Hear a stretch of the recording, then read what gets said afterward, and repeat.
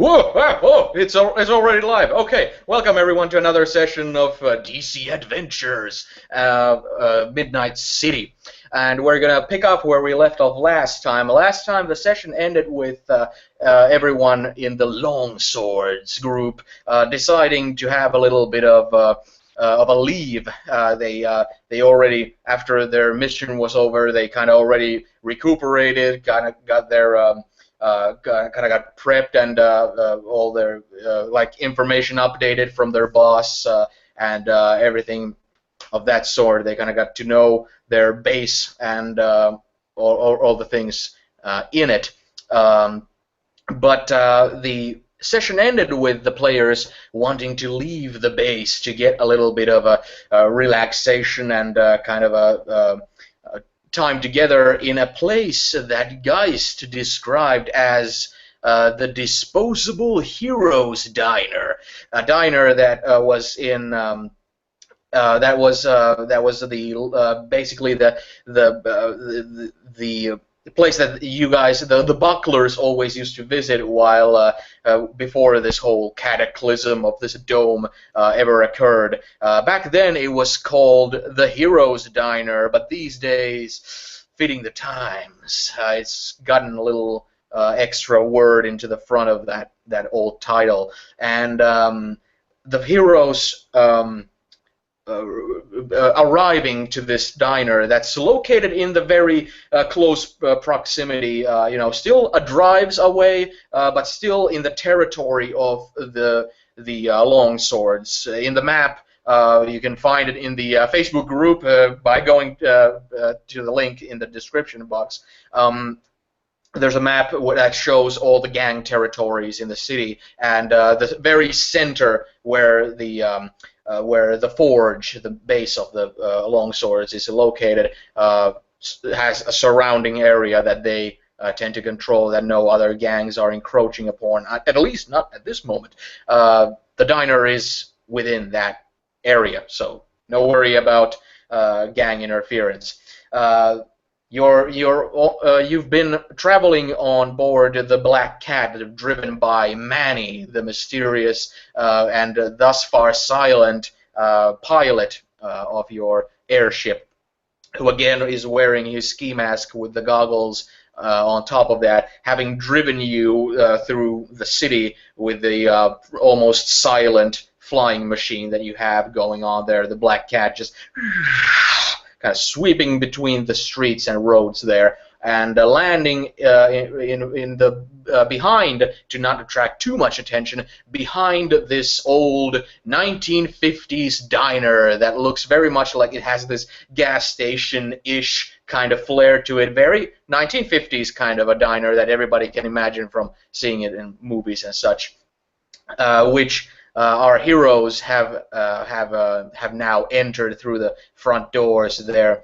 And entering this place, the very first thing one would notice is, of course, that it clearly has had the colors of red, white, and blue as these stripes, on its side when there still was color to be seen in this city. But these days, it's just black, gray, and white to be beholden. And the very front of the diner has these like neon flashing, this banner that says the Heroes Diner, and or rather Heroes Diner, and it has spray painted on before the Heroes word, the word Disposable Heroes Diner.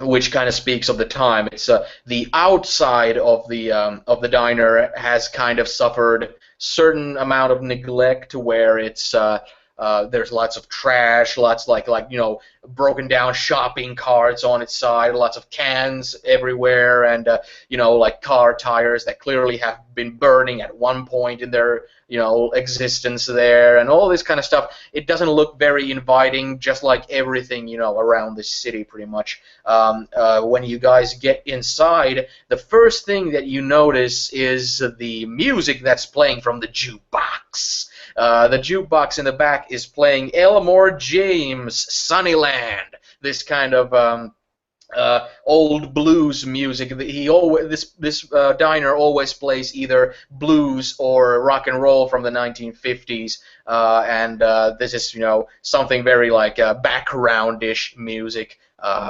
With Elmore James playing blues there. And as you enter, you see the 1950s type of diner with the desk, the slab, the bar basically there with the bar stools around it, and the booths that have all the cushioned booths there, all around the windowed. Walls to it, and there's a very this very muffled, this kind of atmosphere where you feel like that even whispering would be sufficient, volume to converse with people. There's only one customer in a corner, some old bum-looking character who's smoking a cigarette and has a mug of coffee in front of him. Just silently in the background, kind of looks like zoned out. And behind the desk is a character that a Geist would recognize, but who, of course, wouldn't recognize Geist because who is this Geist? I only remember Captain Phantom. And this person sitting behind the counter is the owner of the place, this skinny, kind of tall, skinny character who has this old kind of, his face is rather long, and it has that quality of being like maybe a seafarer, with the skin being crackled and dried out and all that. He has like curly, greasy hair and a fedora on the back of his head that's not like on properly, but like lazily there. He has a little apron on front of his little clothes there, and he has a cigarette between his lips that's smoking there, and he's just kind of he stands behind the counter, but he looks very like he has his stance and posture is very relaxed. It looks like he weighs only about $1.05, as he's standing there. And that's what you see when you enter. The blues in the background, the bum in the corner there, and the owner that Geist would know goes these days by the name Tommy.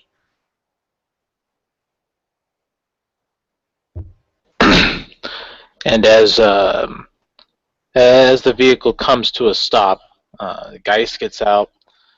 He looks over towards Manny and says, "Thanks for the lift, Manny. You want a bite to eat as well?"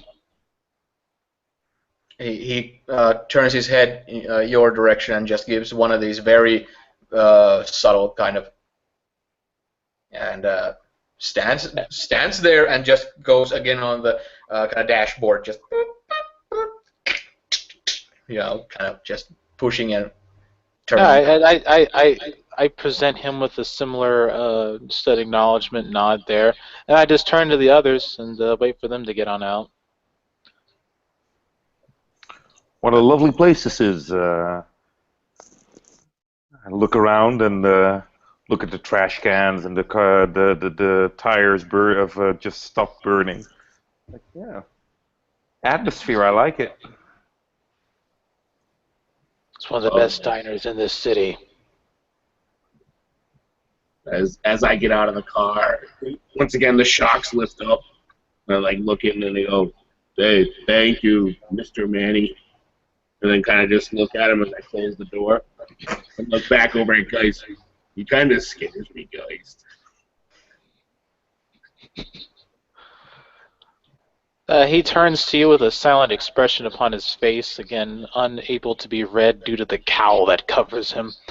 And with that, there's just a slight head nod and goes, "I suppose it comes with the job."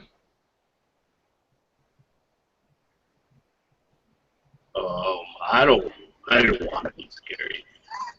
As he pulls up his cloak really tight around his face and pulls his trilby hat down so you can't really see his face.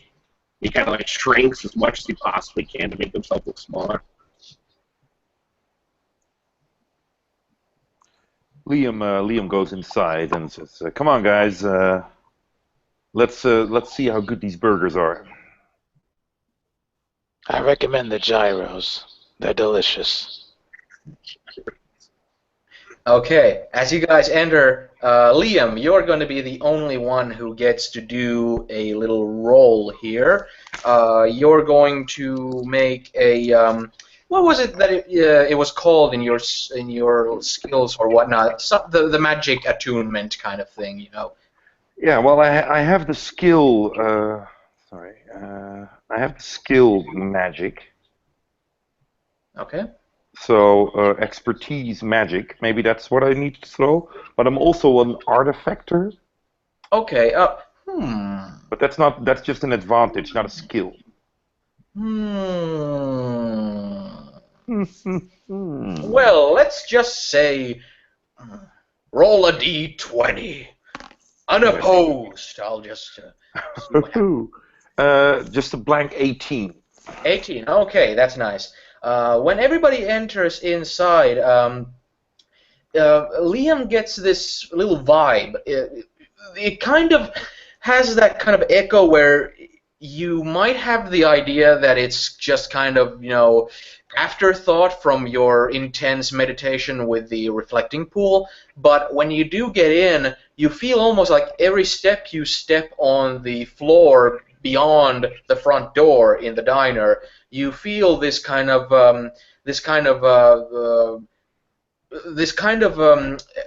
wind in your kind of mind that feels the same kind of as wind in a tunnel or a catacomb or some kind of tunnel or something like that. And besides that, you hear clockwork ticking, these kind of little gears,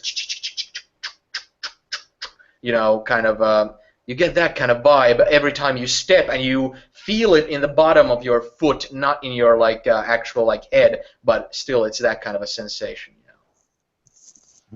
I where I walked in quite casually, I start to slow down and I start to look around and I kind of turn around at Geist. Say, how well do you know this place?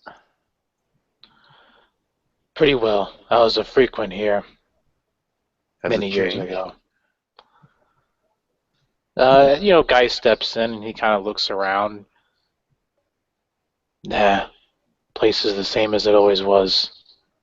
Now a little more black and white. Other than that, still the same. And he takes like a whiff. You can hear him take an inhale as he sniffs the air. Of course, those delicious gyros being roasted. Mmm. You Hits don't right up. see any, though. You do smell it, but you don't see it visually. Like, there's no rotisseries or anything like that. It's very, clean. There's a big sign that says staff only on a door, but you can smell it coming from there, from the kitchen. Oh yeah. Oh yeah. That's what he imagines in his mind. He just walks up to the front and kind of waits for Tommy to walk over to him. Okay. Do you guys, walk to the counter, or... No, If- Liam probably walks to a booth and just sits down there. Yeah, as they make their way in, you hear a loud, like a smack. Then you hear, sorry. And then you look, and Geist's hat is pushed in where he smashed his head on the doorway, which is obviously way smaller than he is. He just kind of comes in and fixes his hat real quickly, looks to the left and right, real nervous-like, and then sees Liam kind of going off to the side where there isn't anybody, and he kind of heads over there towards him. Geist will, as Mr. Brick walks by, Geist kind of slightly shakes his head and follows behind in suit, joining them at the booth. Okay. As you guys get to sit down, it's very those kind of seats feel like bus seats, those kind of leather things, and you have the table there, of course, and there's you can see the old kind of spice rack with the toothpicks and the little plastic covered menu there, and that stuff. It looks like it's something that's been that way for decades upon decades with the same menu or something like that. It has that kind of flair. It looks like it's kind of stuck in time type of thing. Unless it's a gimmick, for marketing or image or something. I'll scoot into the booth and I'll kind of look at Mr. Brick and kind of pat on the seat next to me, like, here man, take a seat. So that he's like I'm sitting next to the window, and he's sitting next to me. When you look up, you notice that Mr. Brick raises a huge eyebrow, looking down at that tiny little space as if he's going to fit in there. And he's like, I don't normally, and he just sits down on the floor right next to the table. This'll work. Okay. As you guys sit down, you can already hear from behind the counter, you can hear these dragging footsteps, these kind of these kind of lazy footsteps that feel like, Tommy looks like he weighs, nothing, but it feels like his shoes weigh 1,000 pounds, like from the way he's shuffling about. And you can see that when he arrives there, he puts down a tray that has on the table that has 3 empty coffee mugs there, and there's like one of those packets of cigarettes that's like where there's lots of packets in one, this plastic wrapped this thing, and it's like he puts it there, and then in the other hand he has a like coffee pot, and like he's taking a cigarette from his lips, like as he's pouring the coffee into each of the mugs as Elmore James is playing in the background. They're just pouring it there. Geist begins to pick up on one of the menus, begins flipping through it.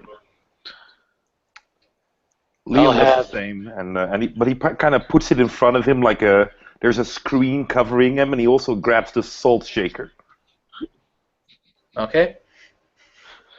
As Geist is flipping through, he looks up at him and goes, "I'll have the gyro special with extra pita bread."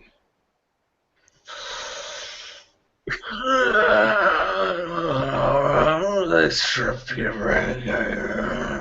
And very slowly he goes to his breast pocket and pulls out a little, pad there, and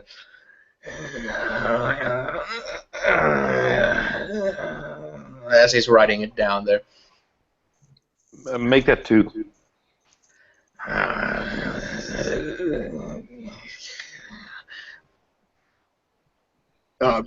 Mr. Brick is just staring at him, totally he just is freaked out by him for some reason, and the way he's moving and talking. He just kind of looks at him. He's like, I need just eyes, Geist, and then kind of says, can I get 6 of whatever they're having? What did you say? What was it you ordered? You want 6 of whatever they're having, whatever Geist is. Oh, okay. And Tommy kind of lifts up his eyes, and then they kind of squint, and they.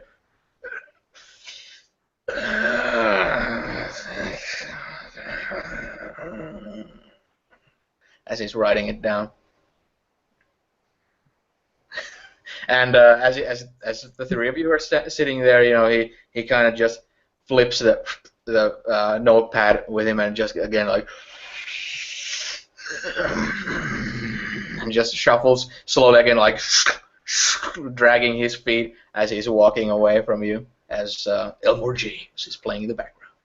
As he does, we see Geist taking out some sugar and little sugar packets and letting them dip into the coffee, stirs it up a bit, and then begins to drink it. Now, as a nice little note here, he doesn't lift up the cowl at all. It is underneath of the cowl, so you just hear the slight slurping as he drinks, and slowly puts it back down. Behind the screen of where Liam is sitting, he has he probably has 2 menus, like kind of blocking off what he like a DM screen. Yeah, like a DM screen, exactly. And you hear like as he's moving something about, and then he's kind of like concentrated on something, but as Geist kind of brings up the cup to his mouth, all of a sudden his attention kind of shifts to Geist, like, and just looks at him, and then goes like, ah, shit, and then just focus back on whatever he's doing. Okay, but you're playing around with the soul shaker, right? Well, actually, Liam has unscrewed the top of the salt shaker and has more or less emptied the containment of the salt on the table, and he's drawing runic symbols in it. And what he's actually doing is he's starting to use magic to kind of learn what's around him, what's giving him this feeling. All right. Well, for that, you will be making that kind of, what was it, artifact, or what was it that you described, one of your I have specialities? the expertise magic.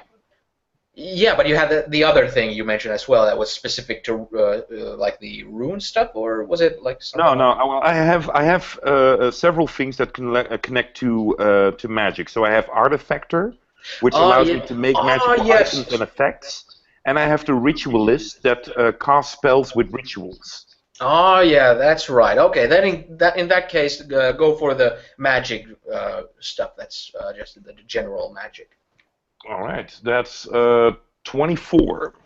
All right. In that case, as you're concentrating and drawing the runic symbols there, you start to feel the again on the bottoms of your feet as you're sitting there, with your feet, of course, touching the ground.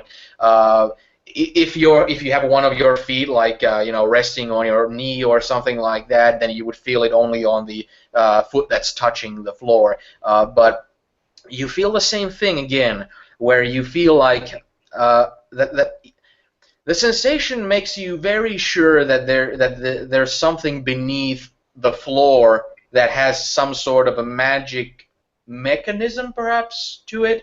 But that's like pretty general. Like you definitely sense that there is a magic part to this place that you're in. You're not sure whether it's directly connected to this diner, or was it just chance that you felt it as you went into the diner, or is it a larger area thing or something like that? But it definitely feels like there's magic essence kind of flowing beneath your feet, and it's something to do with these kind of gear works and kind of clock-like mechanisms, or any kind of like industrial, these kind of spinning parts and stuff like that. Can I try to identify it? Yeah, sure. Excellent. Do I need to throw again, or? Yeah, make another throw for that. Yeah. That's 18. Okay, well, when it comes to identifying it, I'll say it's familiar, and it's not of Midgard. Whoa.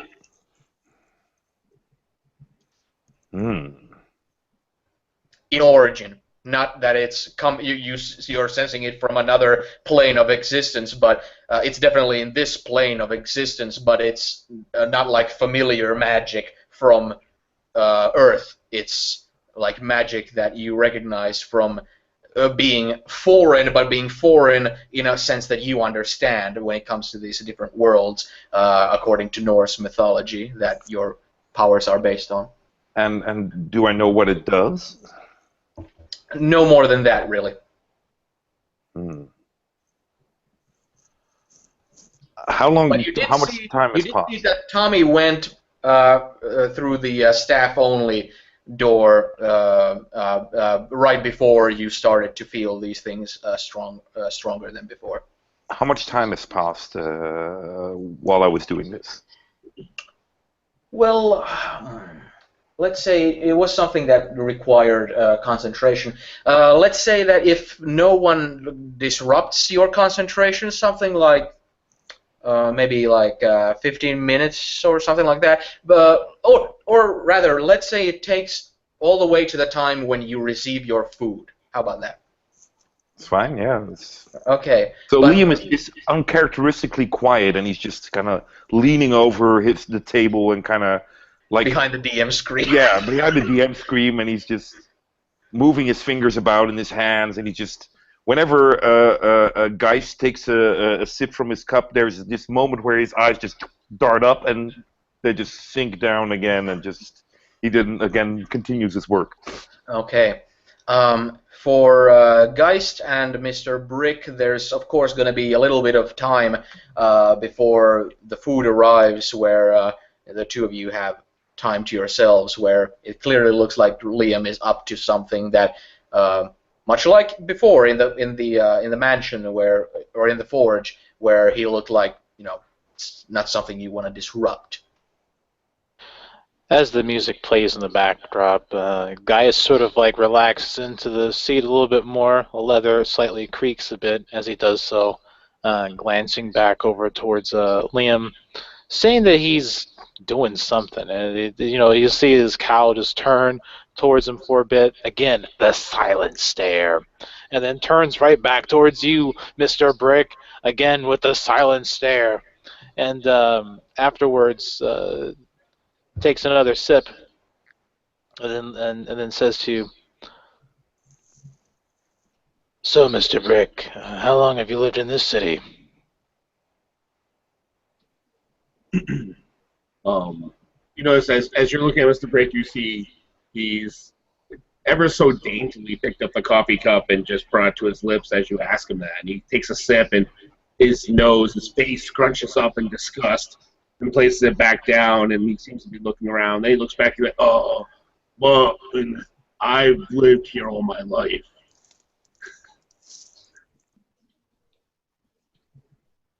A natural citizen. Good, good. You might want some sugar with that. And he passes over like a little container of sugar. Yeah, I take it and I pour it in, and then once again, very slowly take a little sip, scrunch my nose, pour some more, take a big gulp, scrunch my nose, then just pour as much sugar as I can into the cup, and then just drink the sludge, the sweet sludge, and then nod my head. Yes, much better with the sugar. The Bucklers used to come here quite often. With that, you see his eyes widen, his face lights up almost. His hat tips back slightly. The light hits his skin. It takes on a reddish tint. Where the light hits, he's like, "They came here?" And he's like, looks around, starting to look for any type of hints of Pump Trunk or, the Mancer or any of the others that could be here. Oh yeah, and he starts turning around and looking, and then he points out little tiny black and white photos hung up over the diner and stuff. Yeah, right there. There's a little pose with the Bucklers right there.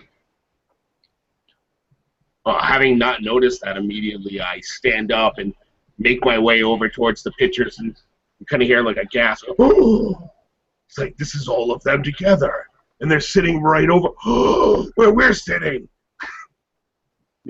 I run over and I look at the table, and you can see, as big as I am, I can barely get my head under, but I'm looking underneath the table as if like there's going to be like gum stuck under there from Pump Trunk or something, or writing, someone like, Captain Phantom was here, 92 or something, and, he kind of looks around, and he starts looking at the other places, sees the bum, doesn't want to go over towards him, goes back and starts looking at the pictures. He's like, "You know a lot about the city, Geist." I've lived here all my life as well. He's like, "Were you always a superhero?"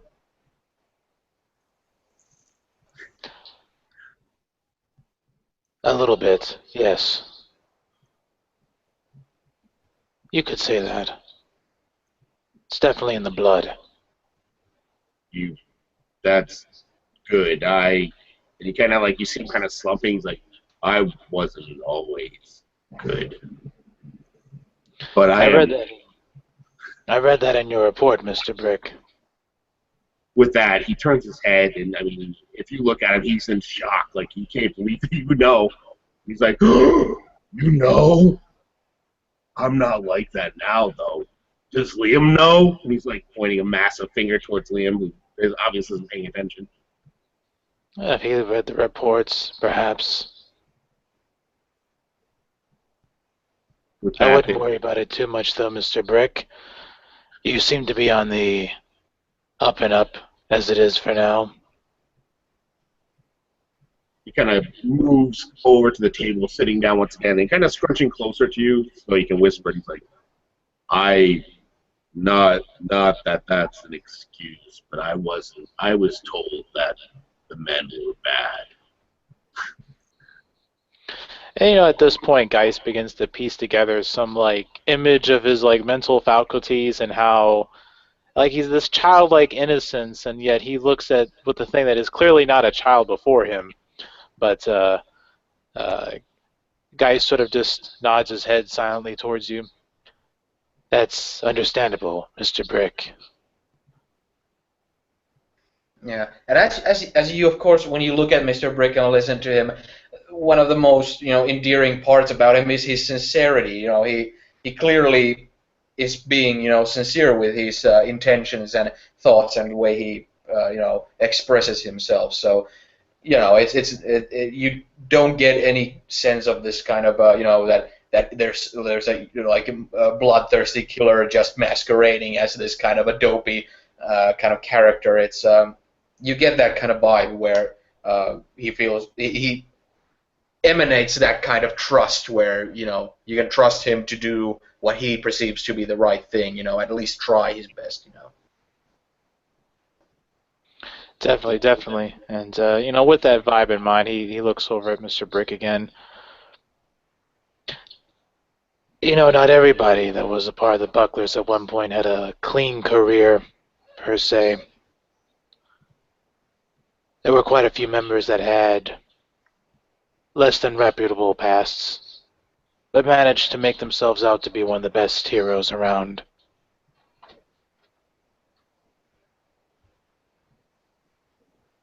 With that, Mr. Brick is really just hanging on your, waiting for you to continue to tell him more, as if because he has not heard anything about this. I mean, this wasn't in the annual number 1, wasn't in annual number 2, wasn't in the special edition. This was nothing that he's ever heard. I mean, as far as he knew, they were all perfect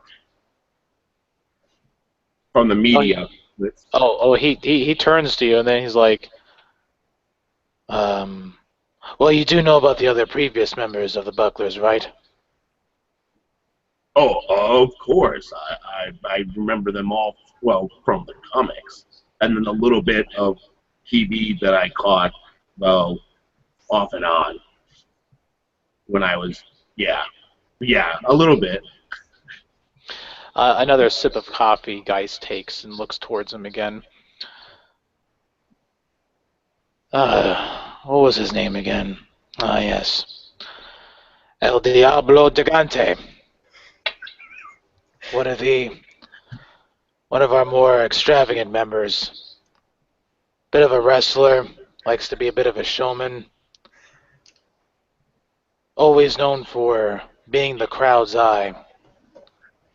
But we ran into a bit of a nasty scandal with him in the past. Then he gets a little quiet and sips his coffee some more. After that, however, let's just say he got kicked out permanently. Oh. But in issue number 138 is that he was going back to Mexico to be a champion. He takes another sip of the coffee and then turns back to you. Hopefully he wasn't part of that bank robbery with all the luchadors being there. El Diablo Gigante was there. I'm afraid to say that not entirely true. He did indeed try to flee back to Mexico. But it wasn't for that reason at all. The bastard liked to smuggle child pornography. We caught him on a scan disc doing that one day. And then a chase began. Halfway across the country. Damn bastard. That took a dark turn quick. Mr. Brick's mouth has just dropped. He's holding the cup in his hand that's empty. He's just in shock. Child poor. No, not him. That's not good. No, I don't want. He's not a superhero. Of course not anymore. He was officially kicked out. Quite a few members had difficulties adhering to the public protocol. That's why you only see the main four. Quite a few bad apples, as they say. But that is the likelihood of human nature, always stringent with many flaws stirring about. Some people just can't let go of those things, and the ideals of power that they have over the city corrupts them, makes them feel invincible. That's what El Diablo Gigante felt. The public eye meant that he could get away with certain things and activities, but not for long. And as you say, but not for long. That's when Liam feels in his kind of concentration and attunement there with the magic, all that. You feel like you can hear the gear works and all that, and you hear it kind of like a muffled thing, kind of like putting your ear against the a wall or something and hearing something behind it, kind of this muffled kind of stuff. And then all of a sudden it gets louder in this kind of becomes like much more like whoa, like focused and stuff. And you notice that at the same time that happens is when the staff-only doors open and Tommy shuffles out with a tray. And as soon as the staff-only doors close, also the ticking sensations you felt also get muffled back to the level that they were before, and you can hear the of the feet getting dragged as Tommy is coming towards you with Elmore James playing in the background. Liam kind of just jumps up and just kind of stands on the bench and is kind of looking around to see how many people are there in this diner. You guys, Tommy and the bum. And the bum is doing nothing but smoking and staring out of the window in this very zoned out kind of way. And the bum is at the very like the extreme other corner of the place, so he's as far away from you as he can. I kind of still standing on the bench. I kind of crouch down, and I look at Geist, and I say, "Okay, what the fuck is this place?" Liam, what's wrong? There's stuff going on here. What the hell is this place? It is a diner, Mr. Liam. No, Mr. Geist, it's not. Well, it may be, but it's also something else. And as you say, it's something else. The tray slaps on the table, and again you hear this. As he kind of almost scoots it over at me, I like, holy shit, and I kind of jump over the back of the thing and kind of duck behind in the other booth. Okay, as that happens, the Tommy is kind of like, young people, am I right? And he kind of turns to shuffle away, and on the tray there's the most glorious and delicious-looking piece of food that you've seen in pretty much in all of your life. If it wasn't black and white and gray, it would be golden brown, and it would be like a steam coming off of it. It's like it's like 5-star Michelin chef has nothing on these pieces of food that you order here, and it's very like the cigarette and coffee kind of atmosphere with Elmore James in the background. Doesn't seem fitting for this kind of godly quality of food, but there it is on the tray in front of you, looking very, very enticing as you hear the footsteps shuffling away as Tommy is getting back behind the counter. This is what I'm talking about right here. He reaches over and grabs his plate, and then he grabs the plate that Liam had asked for, and then puts it over to where he was at. Of course, as he does, he stops and looks up and sees all the salt on the table from where he had knocked it over, and jumped behind him and looked. Mr. Liam, your food is ready. Here you go, Mr. Brick. kind of look over the back of the other booth and kind of look at the food. Hmm? Guys, I'm not Yes. the only one who sees that this food shouldn't be here, right? He looks down at it and goes, "Well, it's definitely high quality. That's why I go here." Yeah, there's high quality and there's what the hell is this? It's gyro. It's gyro meat.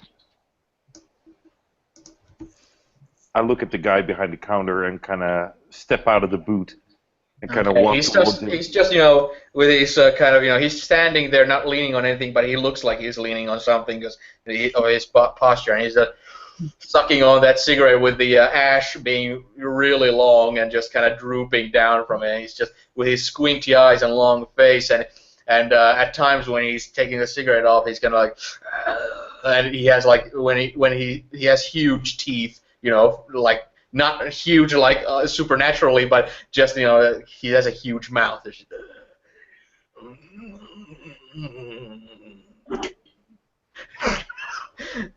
I walk over to him and kind of lean on the counter and I say, "Who the hell are you? What's going on here?" Who is this? Asking a question. I know the sword that I seem to be a new team in town. What? Indeed. Yeah, he's definitely like grunting and mumbling, blabbering, in between. The winds are turning, and the sound seems. Speak English, goddammit! What the hell are you talking about? Yeah, it's definitely for Geist and for Mr. Brick, the kind of racket that you're causing is definitely standing out. And Geist knows Tommy in the sense that as Captain Phantom used to visit here, and Tommy has always been a little bit eccentric. He has always had a little bit gruffness, a little bit of this kind of eccentric quality to him of talking about weird stuff and such. But he's always been nice and a good customer servant and all that. But as the city has turned into what it is, it feels almost like his eccentricity has also kind of gone further, more up. So he's almost like a caricature of his former self, and you do know that it's called the Hero's Diner because Tommy used to be someone you actually knew in your line of work. And yeah, Tommy is speaking to Liam again, like, yeah, people have no patience for all these conversations. I grab a stool and kind of sit down in front of him. You're different.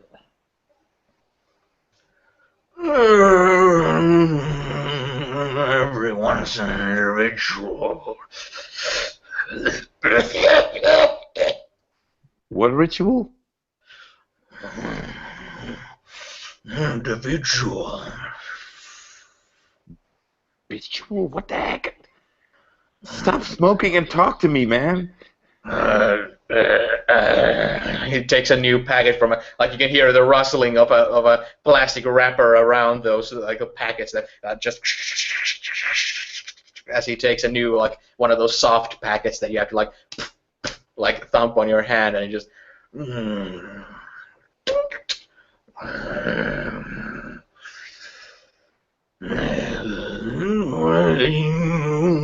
are you on about anyway? Would you mind if I take a look in your kitchen? Staff only! Is that a yes? Okay, great. I stand up. As you stand up, you do a what's the equivalent of alertness, in this game, to spot stuff? Awareness, and if you have a skill having to do with just spotting somebody doing something, I have a perception. Okay, that's good. Use perception to see what Tommy's up to. 20. Nice. When you stand No, up. actually, 22. Oh, okay, nice. Even more. When you he's not trying to use stealth or anything to do it. It's something that comes to him naturally.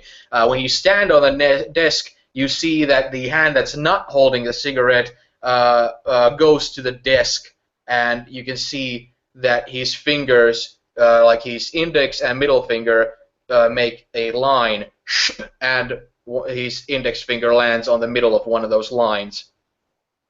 Just draws them on the counter, doesn't leave a mark, but you can see clearly that just, if the counter is here, you can see that he does like, and his index finger is in the halfway of that, where he could make another stripe, which might, perhaps because of your good perception, would very much draw a rune. I've stopped.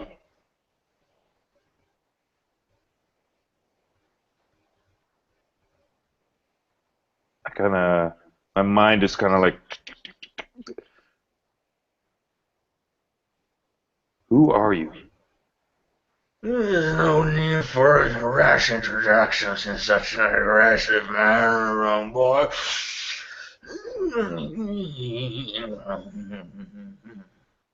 I can't eat here. I don't know if I can trust you. You see, the thing is, and at that point, the front door gets kicked open. The glass doesn't shatter, but it just opens with a kick, and the guy in a trench coat and with a dirty face, with all covered in stuff. The kind of person that you saw, or actually didn't see, but what was described in the introduction to one of the sessions where a car drove against someone, and immediately there were people scavenging on the body immediately. That kind of, living dead person, that's been kind of, who looks starved and completely like a living skeleton kind of thing. He has a trench coat, and he has a very old school, very like a submachine gun that looks like it's from the 1920s, something like that. It looks like very much something that you found in a museum or at some grandpa's warehouse or something like that. And he's he immediately it happens like that. It happens very quickly. He kicks the door in, comes in, and just says "Give me the money, give me the money." And you see Tommy immediately just wrong hand. Draw that final line there, and you see that the floor is made of these black and white patterns. The pattern.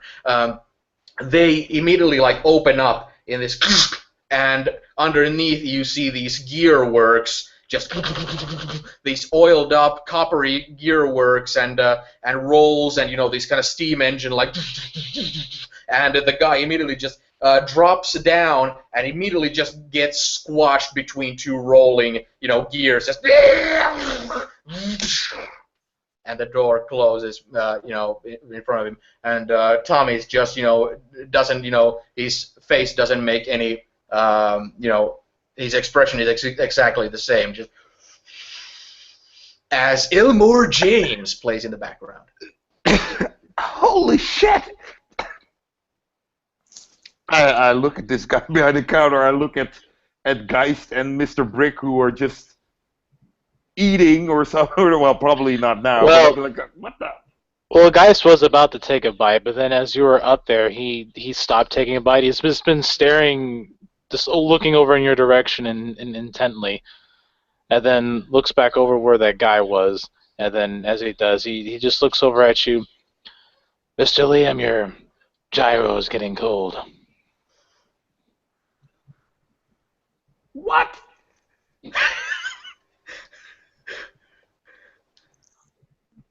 Oh, Mr. Brick is just sitting there with his mouth open with like lettuce and stuff falling out of his mouth, still staring at the section where the guy had died. Like, and he's like, "Guys, I don't want to sit here anymore." He puts his gyro on the table. I'm gonna be outside. And he stands up and starts heading towards the door. Okay.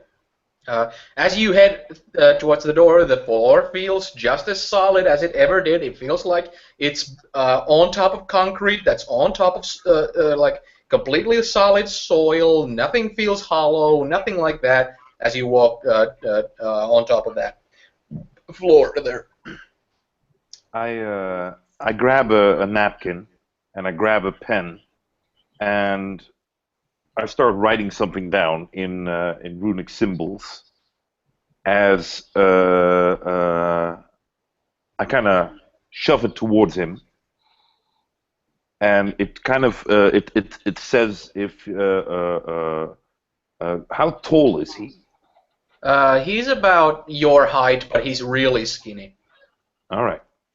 Then it says in runic writing it says, "Are you an elf?" Question mark.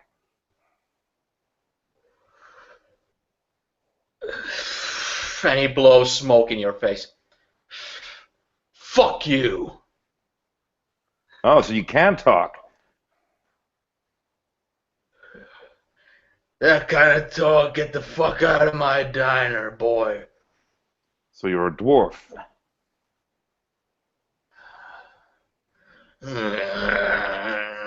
He turns around and shuffles into the staff-only area.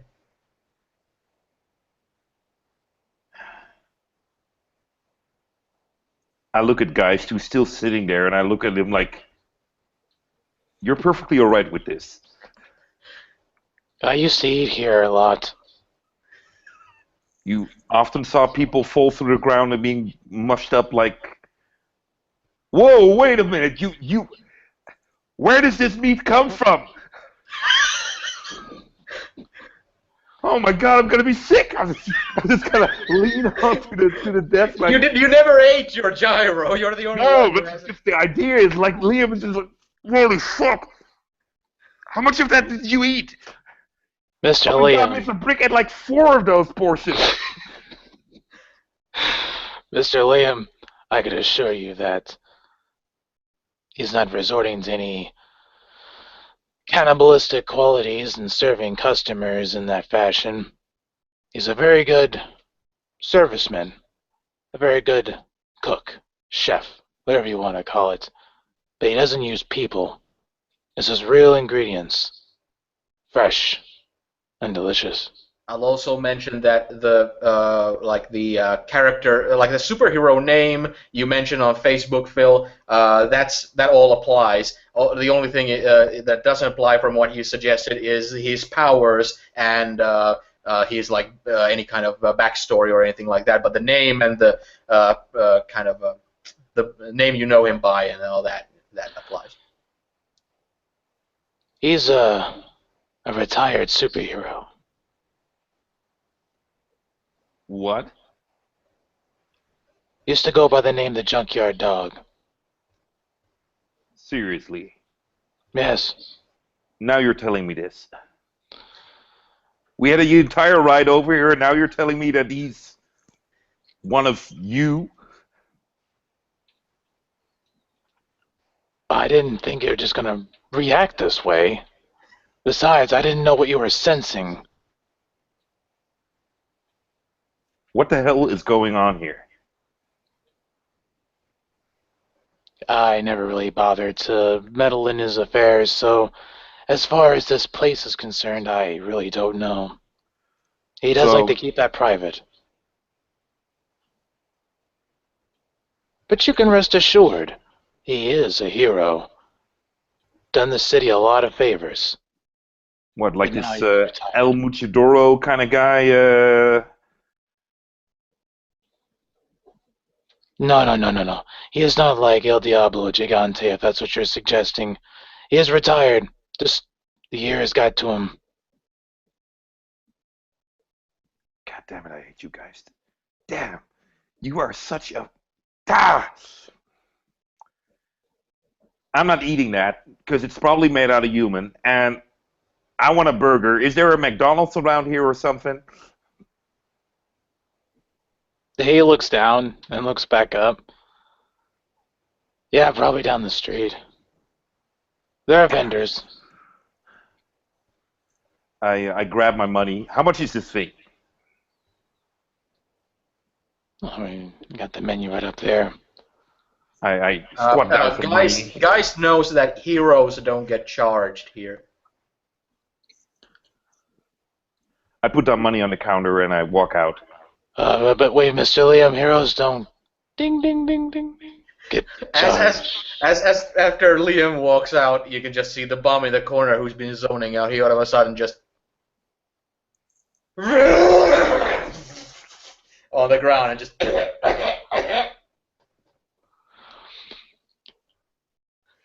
and then continues being zoned out. And you can see the floor where that puke is. It just kind of all the floor squares turn around. Just.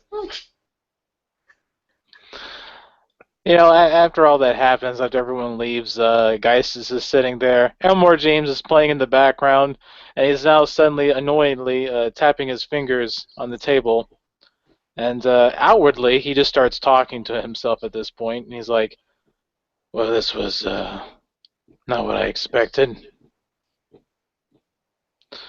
Oh well. And he just goes in and starts eating his gyro, as he intends to. As he has always had. As you bite into it, it's the best goddamn thing you've tasted in 5 years, man. It's awesome. It's like it's food of the gods, as Arnold said in Hercules in New York. Oh yeah, he eats it. He takes delicious bites of it, and the rest that has not been eaten, he puts it in a carry-out bag and takes it with him. Please carry on as I piss.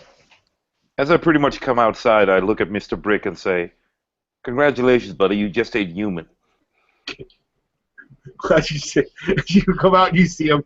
You see he's over by the edge of the tree where the car is parked, and there's a small squirrel, and he's trying to feed the squirrel pieces of candy, and you're like, when you say that, he just stops. He's like, oh, what? No. I don't. Pretty much. I'm pretty sure. Yeah, definitely. Yeah. Yeah, this is just some fucked up shit going on in there. Geist eats people. Well, he doesn't care what he eats as long as it tastes good. Nah, but I don't want to eat people. Well, I have no idea where the meat comes from. There's something funky going on there, and apparently this guy is supposed to be some superhero, but, well, we all know what kind of how they hire those superheroes with those that guy who did child pornography you guys were talking about. What you say? He's a child pornographer? You know, it's no, that. Mr. Brick. But they don't set the bar very high for superheroes, so it's probably this guy just grounds up people in his funky restroom there and feeds it to people. That's why it tastes so good. Mr. Brick begins to scratch his head. He's like, the bar seemed high enough. You can sit on the stools. What? God. What? I feel like I'm taking stupid pills over here. Jesus. Are you okay, Liam? No, I'm not okay. I'm just. Maybe we should get Geist and go back to the bait. I deserve a hamburger. I want a hamburger. I want a hamburger that's not made out of human meat. Okay, is that too much to ask?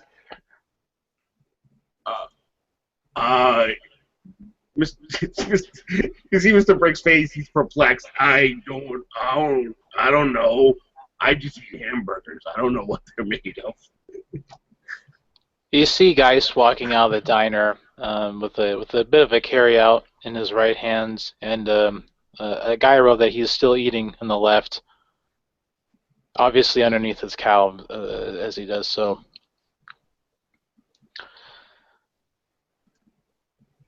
All right. Let's see about getting you a burger. One thing, Hmm. the aid that this city has been receiving has gotten increasingly worse and more into the realm of survival rather than any sort of real high level of living quality. So the reality is that Geist has seen more and more places resort to basically survival-esque food, where most likely a lot of places where you would eat out are either closed down, have been used for only housing purposes, or there's places that serve these kind of military provision kind of ration stuff. It's like when you get like a shipment of all kinds of like medical aid and all that. When it usually comes to food and sustenance and all that, that's like the perfect word. It's sustenance. It's just this kind of Um, protein pastes in like these packets that you can just. what about like what John suggested, like rats or squirrels? Yeah, sure, but that's yeah, there's more than likely there's alleyways where you can have that, that demolition man moment where somebody's cooking, rat burgers, but you know, but yeah, when it comes to real quality food, the only place you know of where you can get him really is in this diner, and you don't know why really, other than because of Tommy, because Okay, of so Junkyard Dog. because as guys walks up to answer his question, And you're still, not gonna. and still, it's a place that has almost zero customers. Mhm. Mr. Liam, you're not gonna find any other place that sells burgers. This restaurant's the only one that serves high quality food 24/7 without any need of outside assistance. You can have a rat burger, of course, and perhaps maybe a squirrel souffle or squirrel kebab if you even feel inclined to. But this is the only establishment that sells high quality food of this value. And of So where course, the hell is this guy getting his food? I just assumed it was no more different than what Playmancer does with magic. You assumed. Well, he has no reason to be converting people.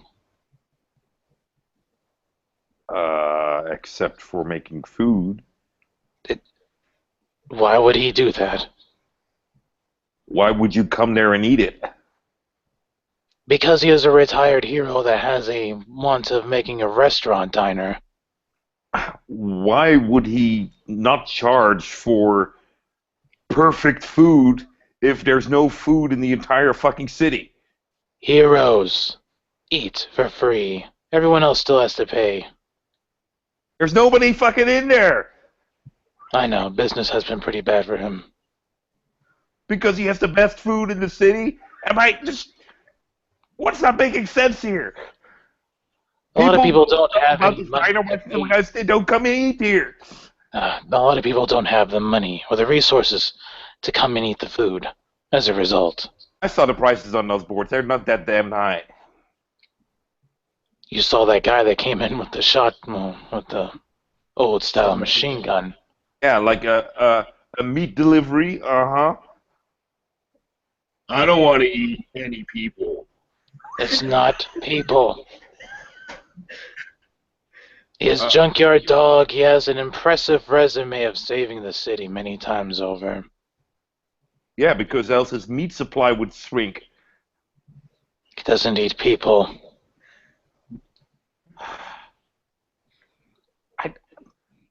What happened to your psychotic mind? All of a sudden you just trust this guy completely? How do you know him? Because I used to frequent this diner a lot in my younger days. Really? Yes, And that's just enough reason to trust this guy. for me it is.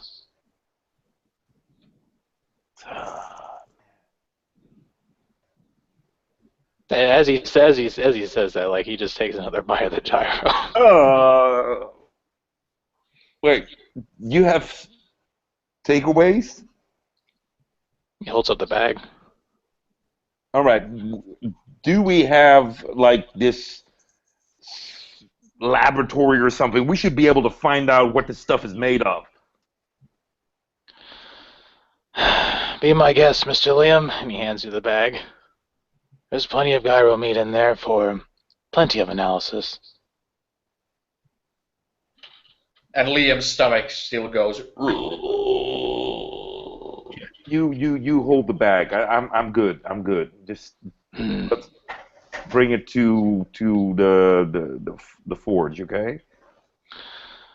Very well then. Are you sure they're not made of people? No, he's not. I'm absolutely sure that they're not made of people, Mr. Brick.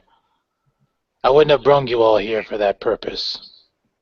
Of course not. Yeah. And then he kind of reaches into the bag and pulls out a gyro and begins to eat it gingerly. It's the best thing you've ever eaten. It's, it's you having lived on the streets, you having been given whatever others have deemed good food for you and whatnot, and stuff. This is, somebody coming from poverty all of a sudden being taken to like a 5-star chef's, place. It's absolute. Like if you have any hedonistic tendencies, this is just heaven. Yeah, I mean, compared to the meat paste and the rat burgers I've had, or the random dog that's died and we had to eat that, and the pigeons, for the stew. Yeah, this is awesome, and I will continue to eat as many as I possibly can out of the bag. And if no one stops me, I'll eat them all. Geist will one for the lab. Geist will like pull one from you, and be like, Mr. Brick, we should probably hold on to this last one for Liam's test results, so that he can be proven that it is not human flesh. But what if I don't want to know? What if it comes back and it's human? I would like to go back to this diner again sometime, and I would like to do so without the interruptions of paranoid delusions and the mistrust created out of unknowing. So if this will solve any issues, so be it. Let's just get home. Mr. Manny, back to the forge, please. When Mr. Brick gets in the car, he rubs his belly. He's like, so full. This is great. And you feel like it doesn't give you like that kind of stuffed feeling where you just feel like sick or anything. It almost like feels like it's filling you with kind of warmth. It's like, it's like good for you kind of thing, As we're if you had the magic points, your meter would be, completely charged. as we're sitting in the Black Cat going back, I'd look at Geist and I say, "You have a moment?" Sure. I grab a rune out of my pocket and I just hold it, and I concentrate on it, and almost like a hologram, cartoon-like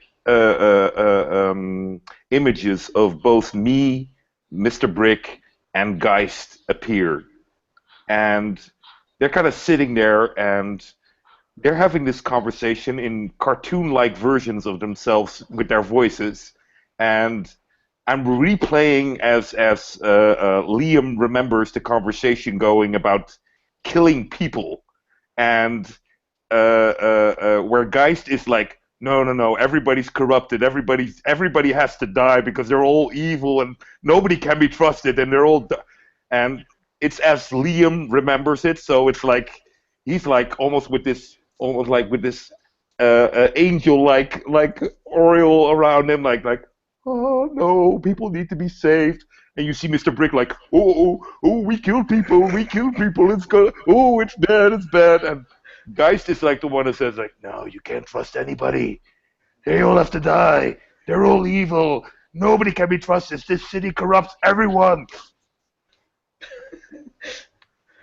Remember this conversation, guys? Do you remember it? I don't remember it happening just like that. That is an interesting interpretation that you have of those events. I'm just surprised of the fact that these words, well, I might have elaborated on them a little bit, but more or less came out of your mouth, and now we're sitting here and you're swearing that we're not eating human meat. That doesn't. Mr. Liam, well, I do. The name's Liam. Don't call me Mr. Liam. That's really annoying. Liam. Thank you. Just because I do not hold back when it comes to the criminal filth. Yes, I do kill them. And those that I deem to be irredeemable, oh, they do die. But I am not some cannibal that goes around eating human flesh, nor do I savor the deeds of all the death around me. No, this is a grim task in a grim town. I take no joy from it. There is no laughter. All that has been bled from this body many years ago. Instead, I simply just serve the city now. And I do the only thing that I feel that I can do for this city. Now, whether that's right or wrong, I have no knowing whether that will be true or not. The future is murky and clouded. I understand that. I'm not saying you're a cannibal. I'm just... I have to admit my emotion might have gotten away with me a little bit, but I'm just not getting the fact that you can be so cynical about some things and just trust some person straight out that, well, you probably know, but you have to admit there's some freaky fucking things going on around there and they just don't add up. I perhaps should have said that beforehand, but to be honest, I never noticed them when I went to that diner. The gears, something I barely noticed. Plate Manser brought it up a few times, but he had better insight into what was going on, and he trusted him implicitly. It was just a place for us to hang out and eat. I knew him. Kills people by just drawing on a counter. No, well, that's a bit new, I will admit. He probably has gotten a little more stricter about the break-in policies. He used to have a device that would just knock them out on the street on their asses. Of course, back then, people would be really foolhardy to crash into a hero's bar like that. You are an enigma, Geist, I have to admit.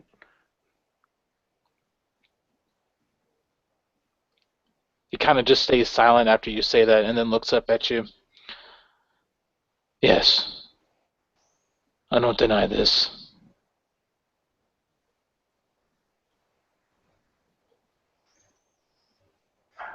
I just sit down and kind of, my stomach kind of grumbles and I'm like, God damn it, that stuff smells good.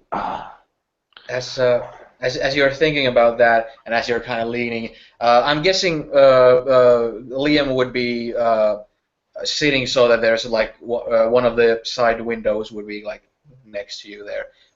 Like, you know, the seats are pretty much every seat has the door next to it. Yeah, pretty much. I'm just comfortably sitting there, like kind of staring outside and just.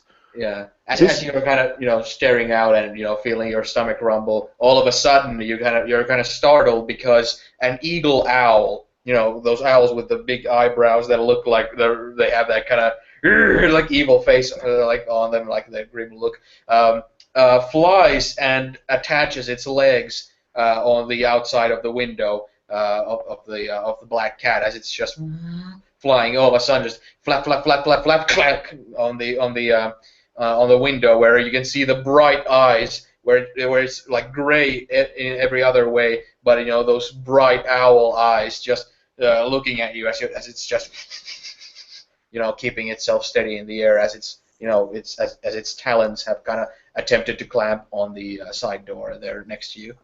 Liam is kind of still just hanging there, and it's just like seeing this freaky thing. He just like sees it and just, hey guys, why is there an owl kind of hanging on the side of the door? And when the others turn their head to look there, the owl kind of opens its mouth and just you don't hear a squeal or anything like that. It just opens its mouth as if it's making a squeal, and it just lets go and just flies off. But you can see the glow of its pair of eyes very far away. You can see them like descending to the distance very far off. At least Liam can.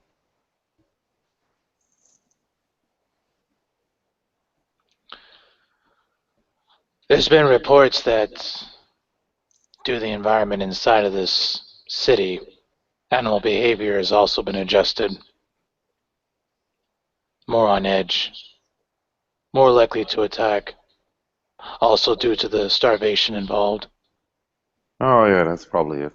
And as the black cat is coming again to the hangar, just you can see from the window that there's the mansion's fence is there, and hold on, damn cat's sitting on my modem, interfering with my broadcast. When you are coming to the hangar, you can see that the fence, the kind of iron fence with like these spikes on top of this, brick, like a fence on it. When you're coming in, like you can see that the eagle owl is sitting on the fence on one of the metal kind of spear-like spikes that are black, there, and you can see it sitting there, clamping around it with its legs, and you can again see the glowing pair of eyes as you just go in, and then it of course disappears from sight because the whole top level disappears from sight as you drive in to the hangar.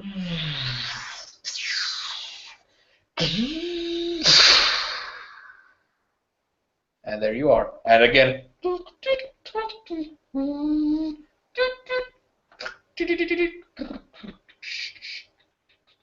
Well, home sweet home, as they say.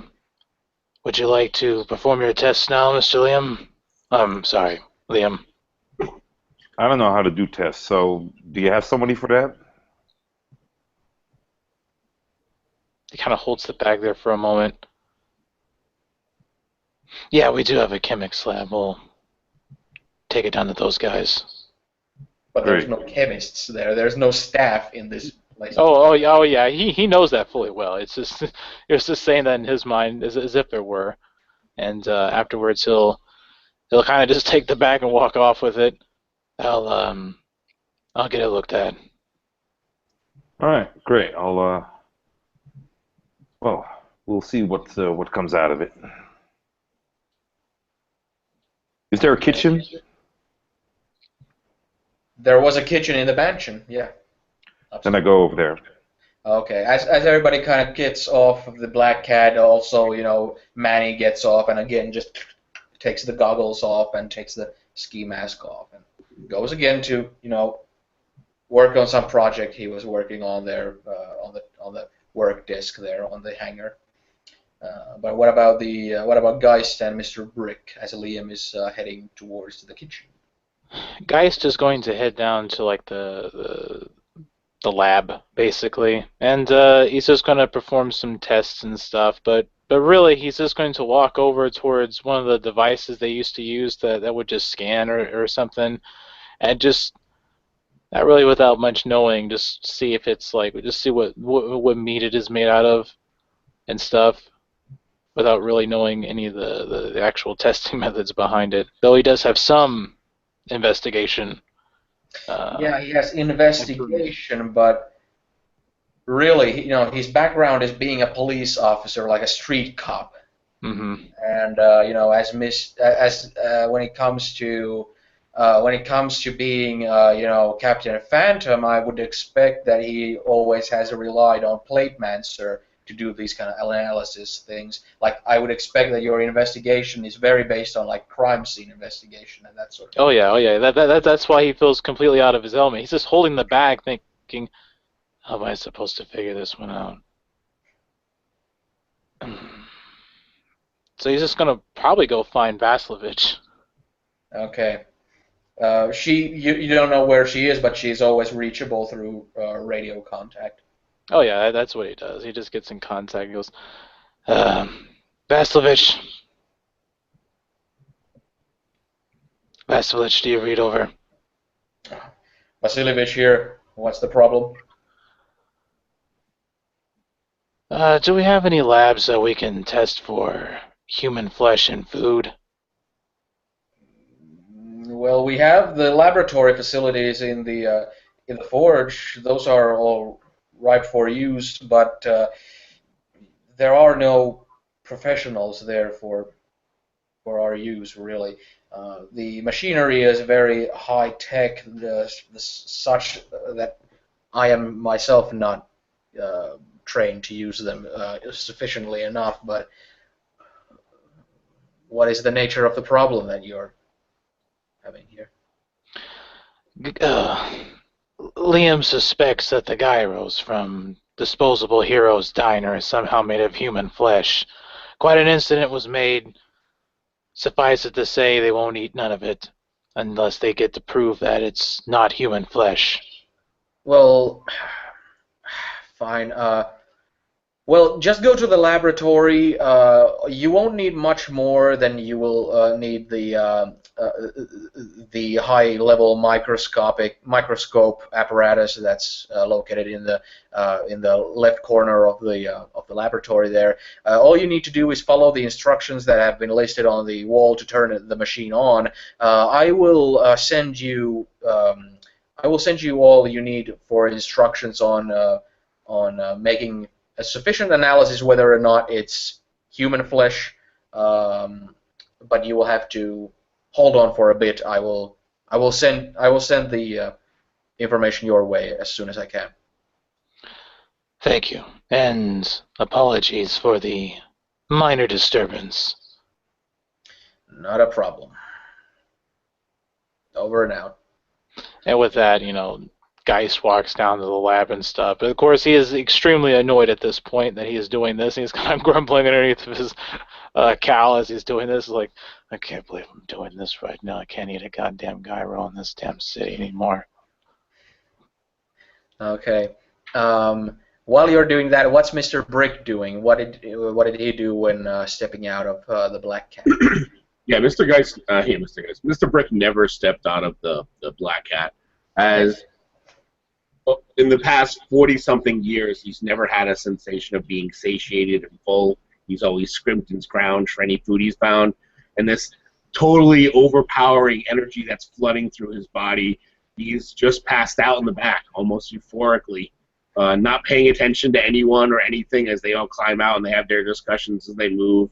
Whatever Mr. Manny's doing, whatever work, he doesn't bother him. And unless someone calls him, he'll probably actually sleep for about 8 hours, just resting. Oh, okay. Really satisfied with life right now that he's never felt this way before. Okay. After you've sat there for a little bit, you will notice that like both of the side doors are opened, and you will see that Manny is coming there with a pair of goggles. Not this time wearing the ski mask, just goggles, and they're not the goggles.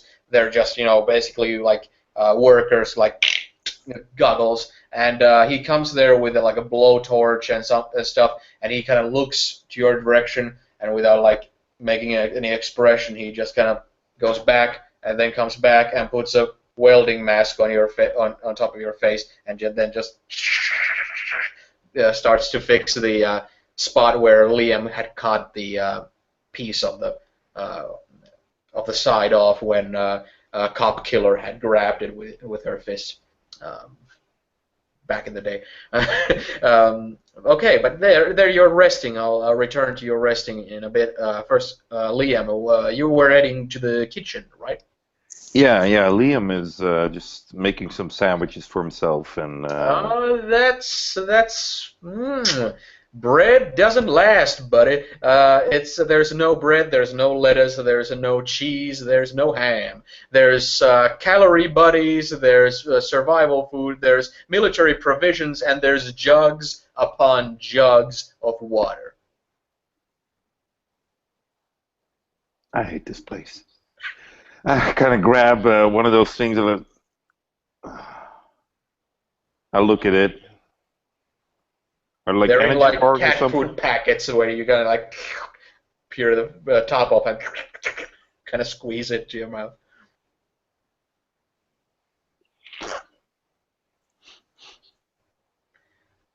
I think I might have been better off eating human flesh.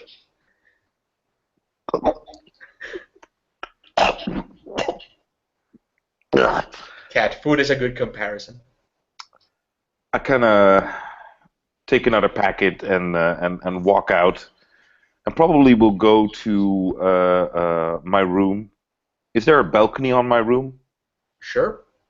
Then I open it, and I step on the balcony, and I kind of go like. You can see after looking around and whistling after a bit, you can see that when either it appeared like in the corner of your eye where you weren't looking, but it feels like you looked there, then turned to the other direction, then look back, and you can see that on the fence, not in the actual side of the mansion, but on the edges of the mansion on the fence, you can see the glowing pair of eyes of the eagle owl. Oh, there you are. And it's staring straight at you. I kind of squeeze some of this stuff out on the rail that's keeping me safe on the balcony, and I just sit down and I kind of eat the rest, and I open the second package and I eat another one and wait for the owl to kind of come closer. Okay. As you're standing there, you can see that the owl doesn't immediately come, and as it after a while, after you're waiting there patiently and eating your own packet there, you can see that it's starting to take like steps forward and it's starting to flap its wings, but you can see that its head turns to one of the statues on the kind of courtyard there, or actually like on the yard there. There's all kinds of Gothic statues that have been erected there, and it like looks at it straight at the statue, and immediately like flaps backward and flaps in the air, and after making a little circle, returns back to the fence where it was standing before. Hmm. And the statue is just this kind of this kind of a Roman style, this kind of kind of realistic, muscular, this kind of Atlas kind of figure, but it's superhero clothed, this kind of well, not Mr. Olympia kind of thing, but still it's very much this kind of it seems to have worked. It has this kind of a gargoyle like quality to it, not in this horns and wings kind of thing, but it feels like it has the effect of kind of a scarecrow or something to this animal. I kind of stand up and kind of lean on the balcony's edge, yawning because I'm getting pretty tired myself as well. And it's like, all right, what do you want? It's just sitting there staring at you.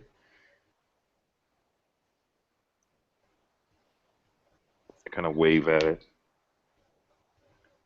What do you want, buddy? Nothing? I'm going to go back inside. 3, 2, 1, 1.5. Fuck it. I go back inside. Okay, and as soon as you close the door, you can hear again the flapping of wings as it's not coming towards you. It's clearly kind of circling the house. I lie down on the bed. Well, take off my clothes, of course, and probably take a real quick shower and then just dive into bed and sleep. Oh, okay. Well, in the meantime, Geist has managed to get um, the microscopic kind of super machine, running there, just turning the right knobs and making the right, stuff on the touch board there, like, and in the meanwhile, you've received, information on your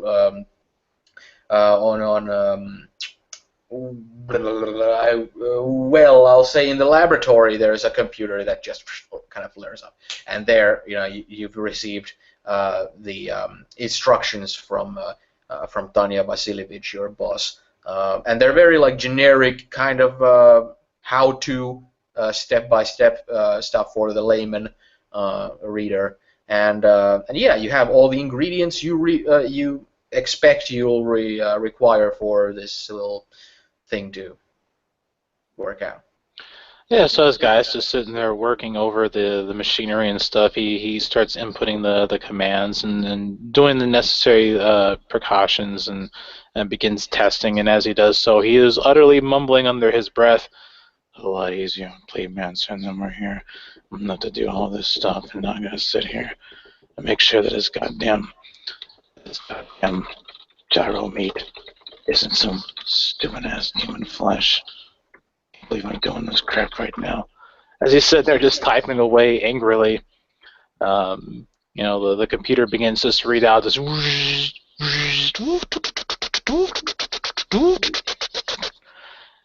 and eventually the readout comes out, and You'll make a roll to see how well you've managed.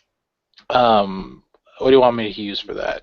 I have technology for 2. Okay, that's the right stuff. Yeah. All right.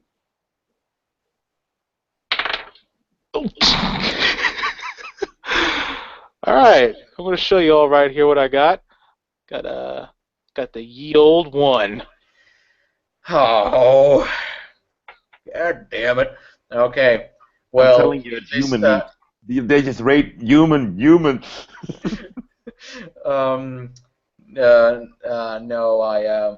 it wouldn't make any sense. It's not up to your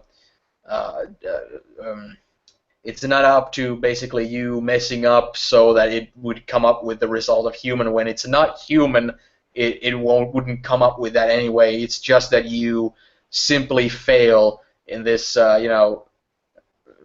kind of in this Alien and the Fly kind of interface style, the text coming like on it, and letting you know that it's of an unknown material. Unregistered unknown material is the source of the gyro. You will know that it's not human flesh, but you won't. It's definitely not cow. It's definitely not pork. It's definitely not anything else that it could. So with this in mind, Guy's just looking over all this material, and he's not a scientist by any large stretch of the imagination. He's always been like a bit of a street cop and stuff, the on-site investigator, as it were. And looking over these complex readouts, he actually begins to scratch his chin underneath of his cowl and goes, "Oh, that's interesting, but it's not human. Oh, that's good enough with me." He grabs the gyro and puts it back in there and begins to he straight up just flies. He goes through everything straight up into the floor. He like flies all the way up right to the door in the hallway that leads into Liam's room. So you just see him go and then like slows down as he glides up past the ceiling and into the upper floor where Liam's door is. He just flies right in front of it, settles back down as his body solidifies once again. And then we hear the telltale sign at Liam's door. Liam, having just washed himself and gotten ready for bed, having just pulled the covers on top of him, just as you are about to relax, and just as your mind is about to get to that point of relaxation where you're just about to fall asleep. Yeah, that's when the door gets knocked on. Mother. I get out of bed and I put on a robe and this better be goddamn important. I just open the door. Guys, hey, how you doing, buddy? Oh, before he even finish, he just shoves the bag with gyro and pita bread in front of you and goes, "It is not human." I kind of grab the bag and say, "What is it then?" Unknown material, and he just gives you the entire printout paper that has all the information on it, and he goes, "Here's the readout information. It is not human. If it was, the computer would have confirmed it. Have a nice day. Good And night. enjoy the gyro meat." You just hear his footfalls slowly walk away. Thank you, guys. Mm. I kind of close the door. Unknown meat, my ass. I look at the paper. What the hell is this? Huh? It has Hi. like a list of all possibilities and a no, no, no. So you can see that it's not beef, pork, lamb, anything of that sort. I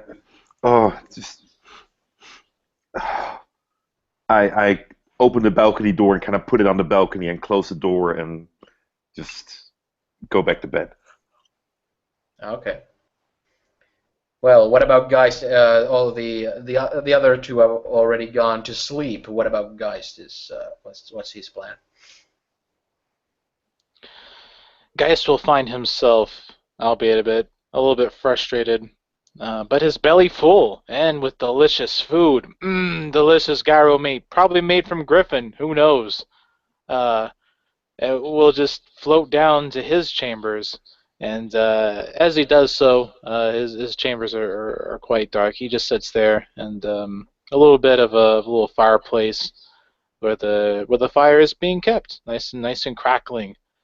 And he just sits there in his chair in front of that fire, reminiscing, staying up as late as his nocturnal mind tends to be nowadays until he falls into that slumber once again. But as he does so, knowing those flashbacks that he experienced before will surely come back to haunt him in the coming nightmare to occur.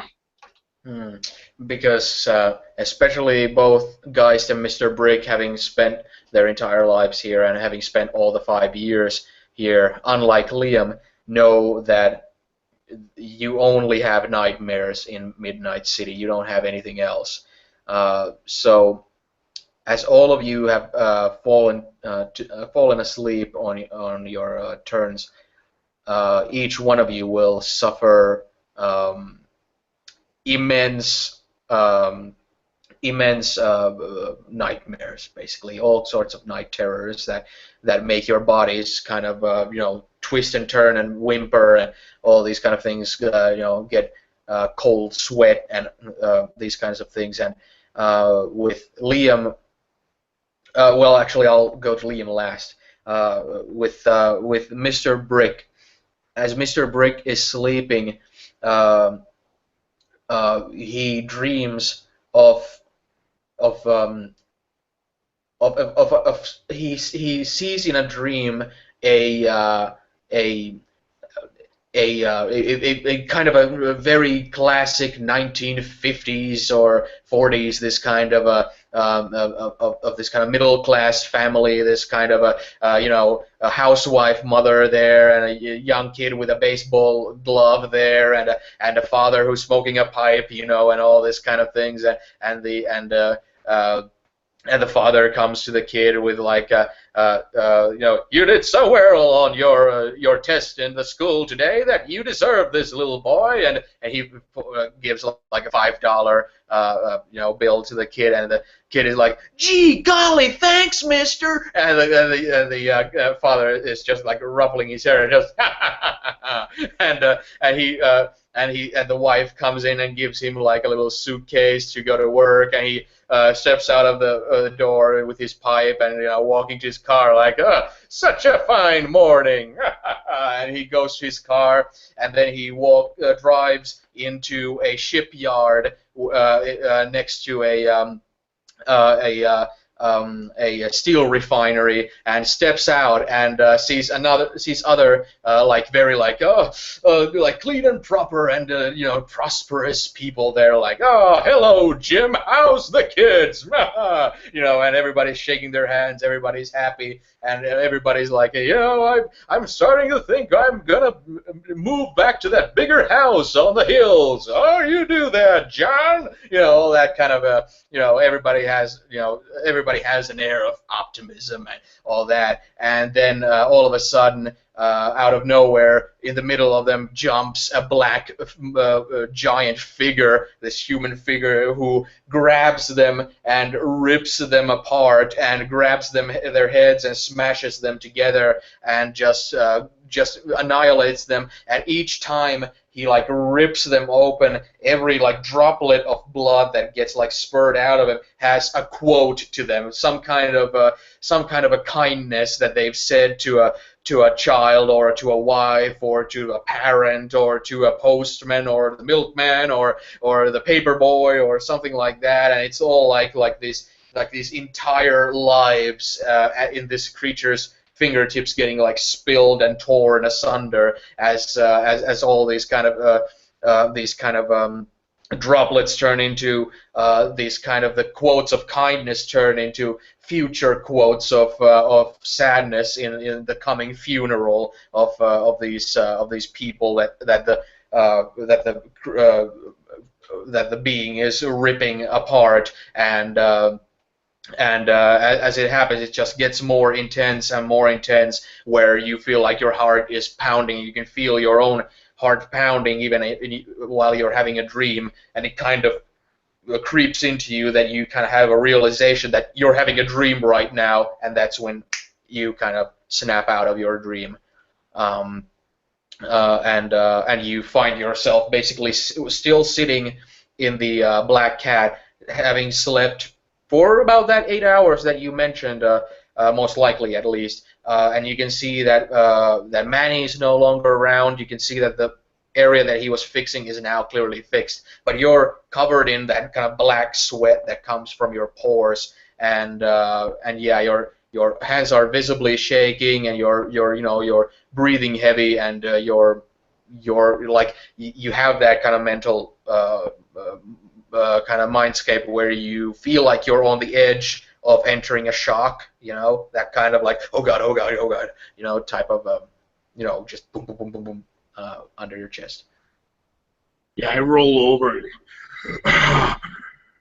just breathing heavy, and I kind of just reach out and push the door aside just enough and kind of stretch forward and just evacuate everything that's inside me, just as the stress and the pain and being full, not fully digesting all the food that he probably eats more than he's eaten before, sort of just breathing heavy again, mind jumping, moving around, images flashing through his head, days of a long gone past, not so far back as to where his childhood memories of the lab, which we had brought up before, but more to him as an adult, but moving around and moving through the darkness, and then reaching out, grabbing men by the throat, and just kind of just picking off the ground, smiling as he snaps their necks, and kind of tossing them aside as if they were nothing, as if they were just rag dolls. And then always looking into the back of his mind, jumping ahead to where he sees again images of small children, small boys. Sometimes there are women with them, sometimes there are not, as he finds in the newspaper images of the people that he's killed, and he kind of looks at them and sees the children, and then remembers that these people don't have children. They're evil killers and child pornographers and this other things. And then kind of his mind just kind of flashes again. He vomits again, releasing everything that he had. Throws the door open with quite a bit of force, maybe not knocking it off its track, and then just applauds, just runs as fast as he possibly can through the mansion to get to his room, where he just kind of like just avoids everyone and slams the door, and then just kind of sits on his bed, and then he kind of looks over at the small case that, well, it's a large suitcase, small to him, but I mean it's a large suitcase that contains stuff that is important for him to remember his past. And then after a couple seconds, he kind of just goes over and you hear like the clicks of them as he pops them open and opens it. And I'll leave it there so nobody knows what's in the case. Okay.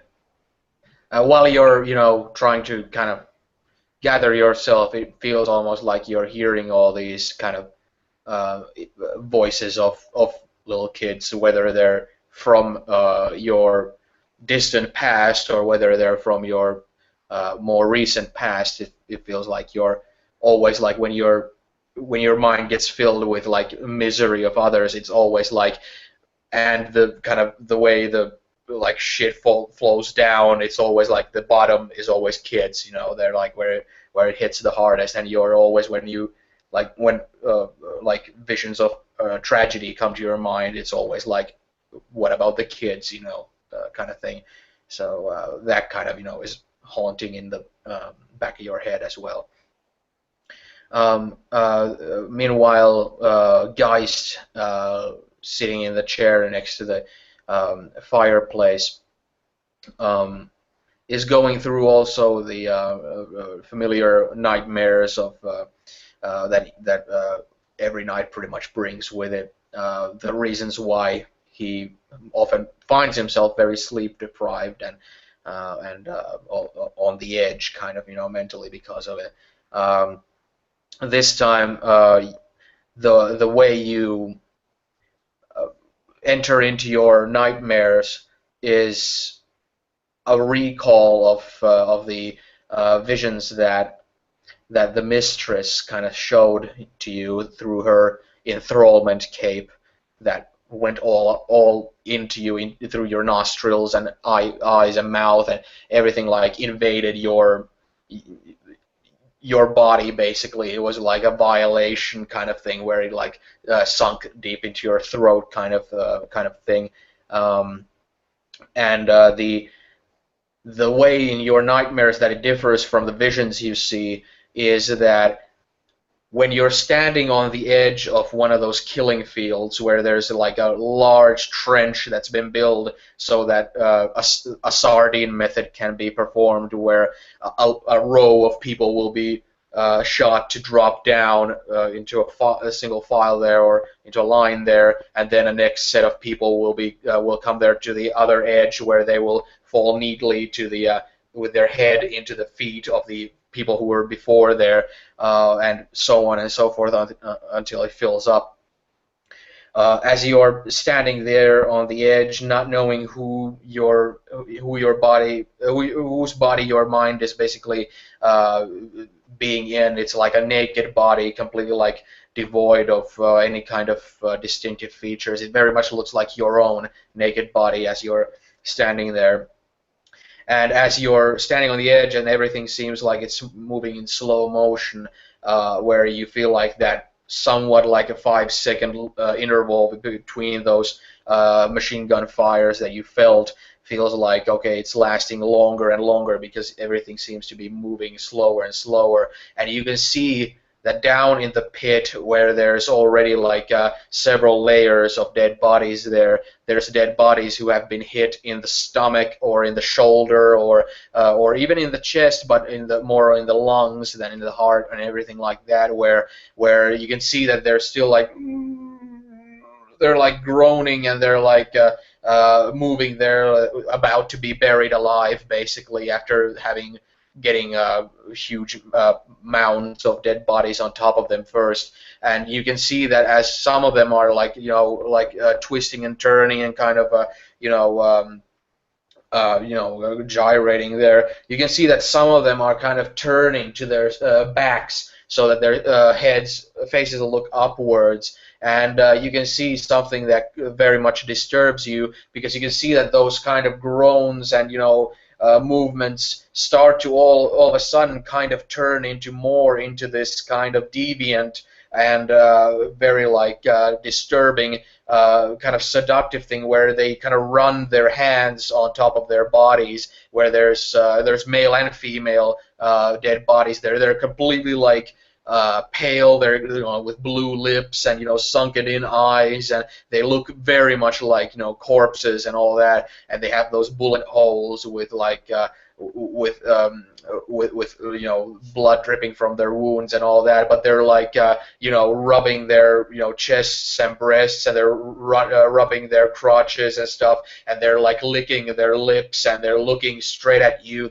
All of their eyes are making contact with yours, and after a while it looks like it's like a depraved harem in the trench with the dead bodies. And after a while, after you can see bodies spreading their cheeks and all these kind of vile things, after a while you then feel the machine gun bullets to your chest, and you feel them in this slow motion again, just kind of screwing through the air, and with the the aerodynamic kind of spin that comes behind them, kind of drilling through and leaving the exit wound larger than the bullet itself by basically rotating through the air and just ripping it open, and every one of them individually, like 5 shots, just.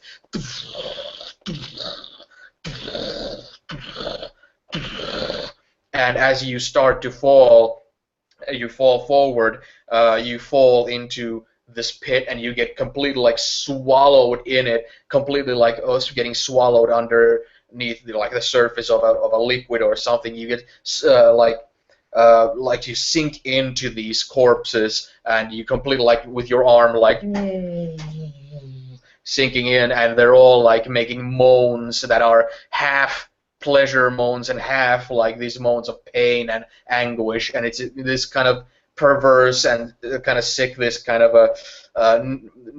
this necrophilic kind of thing that you get swallowed into until you feel like someone's arms and stuff and fingers are getting into your mouth and into your grabbing your ears to pull at them, and grabbing at your eyelids to pull at them, until you feel like you're getting torn apart in this mass. And that's where you wake up again with just like with Mr. Brick, covered in cold sweat and your heart pounding, and as they, and to build up that moment even further, to kind of cement the violation, they even take their fingers and run it through the holes in my body and just slowly sink them inside there and twist at those bullet wounds in there, literally fucking me with their fingers, fucking me with my body, and then ripping me apart slowly, bit by bit.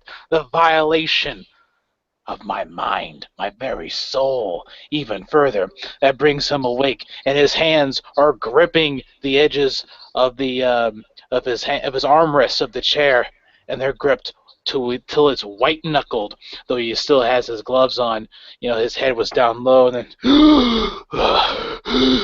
and his cowl is moving back and forth from the heavy breaths, and his hands are squeezing so tightly, and to the point where they just go right through as he begins to phase, and then begins to stand, realizing what has happened. He stands up, and then rematerializes back.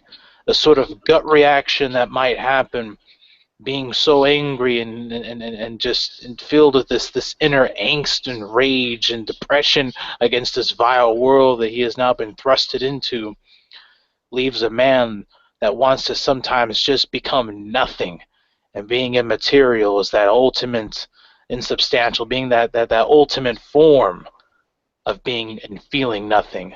Yes, he goes insubstantial for a while. Let the heat pass right through him. Let all the things pass right through him. As he sits there and feels just like a ghost, as he rightly does, and then phases right back into reality as he begins to catch his breath as his faculties all return to him as to normal, as he begins to go through the normal waking up. Of course, there is nothing normal about this. This was a horrendous nightmare, a trauma thrusted upon him even further than before.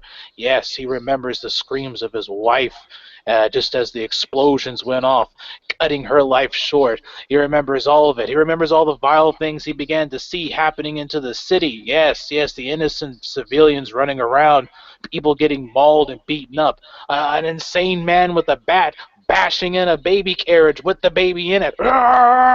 He remembers all these traumatic things, and they just begin flashing over in his mind. And then on top of that, what she had done to him, and his fist clenches. And he looks out to that window, and he looks outwards, miscellaneously towards that cityscape, and he utters to himself, I will find you, and I will kill you, but I'll make sure yours is a special death. I'll crucify your ass high and proud and make sure each and every one of them sees your corpse hanging high. They won't know what to do, but it'll be my calling card. Just you wait. And then for you, Ironside, I have a special grave, 6 feet under, and you're going to be married with the ground. Only the archaeologists will be able to find out where you were, and even then you'll be nothing more but dust. All right. Well, then we turn to Liam.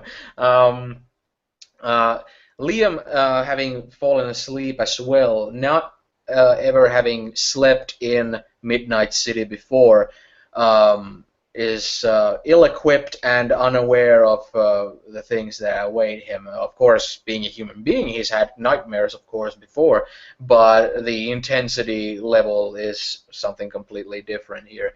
Liam finds himself in his dream in a dark cavern, in a dark catacomb, completely black, and hearing, this tunnel, like, whenever he like sniffs his nose or makes a sigh of breath or something like that, he can hear the echo kind of go in this kind of catacomb that he finds himself in. As he walks around, and he feels like he has bare feet. And as he walks there, the ground feels extremely cold, and it has like freezing water here and there, just like in puddles where he's stepping, and it feels cold on his flesh.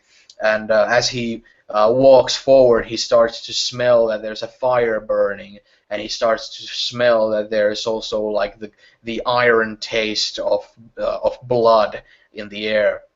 And as he walks forward in the catacombs, feeling like walking in a maze, he sees that on the walls there's carvings, these kind of like those South American kind of carvings of Aztecs and all that. But it's not really like of the Aztec culture; it's of the Norse culture, but in that kind of art style, where you see like these kind of demonic depictions of these creatures with very like sharp teeth and all these kind of things where they have like a pot underneath them that's that has like flames and smoke coming off of them,